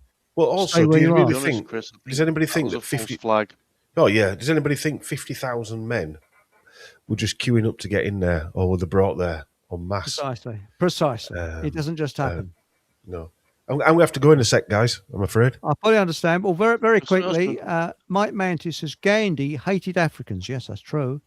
In India, and he liked to sleep naked next to young girls, dirty, filthy sod, and give them enemas, apparently. That sounds like a pain in the arse, doesn't it? It does. One thing I was going to quickly say on that was, with regards to what you're saying about what if we're the enemy and it's actually us sort of breaking up their system. I'm wondering, with regards to vaping, and it's probably a bit of a random topic. I was on the train on Saturday coming back from Shrewsbury, and there was a girl who was one of my bugbears is people vaping on board trains and buses. But she was vaping and doing the demonic tongue symbol, and her eyes were completely lost. And you think, well, maybe the vape is actually turning her into a demon, because she was doing. Other than growing horns, she was pretty much doing everything else that you'd expect of somebody who's demonically possessed. Yeah. Do you know what I mean? I think a lot of these things are inserted into society to change people. That's right. And maybe a good friend of mine, she said, maybe we just can't be hypnotized for some reason. We're the people who can't be hypnotized. Maybe we are. Maybe we can. We're observers. When I say we, I'm on about generally. Obviously, sometimes we can. No, some people are susceptible, I think. This is what I'm writing in my book. Yeah. Some people are susceptible for hypnosis. Yeah. Where there's some of us that are not.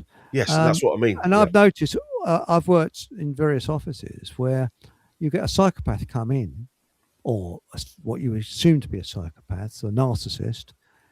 And because it's very difficult to tell whether a person's a psychopath or not. And you'll find that some of the most sweetest, nicest people will become monsters overnight and stab them in the back. Yes. Because they've come under the influence of the monster, of the narcissist or psychopath. And they completely change. And you think about it. Well, look at the First World War. They got the entire nation to hate Germans. Yes. And go over and kill them. Yeah. And the same in the Second World War. This is the big problem. And on that note, Dom, thanks a million for coming. Thanks, fellas. Nice to meet you both. And it's great meeting you. Please come back, because you're always welcome. Thank you. Can put up with my smart, I mean, you should be. Well, thank you very much. Now, Dom, again, you can get. Thanks everybody in the chat. It's been great meeting you as well. Well, thanks again. Thank you everybody in chat. And now you can get your book from yourself from your website or podcast. You can get it. Now you're on what days of the week? You're on Sheep Farm on YouTube. The website. Sorry, the website for the book is different to the podcast. I put it in the chat. It's traitors-2020.com. Traitors 2020 Yeah, I'll put it in the chat here. Okie dokie. Righto. I'll wait until that comes in. That's it. And right, I'll copy that. Right, just one moment. Save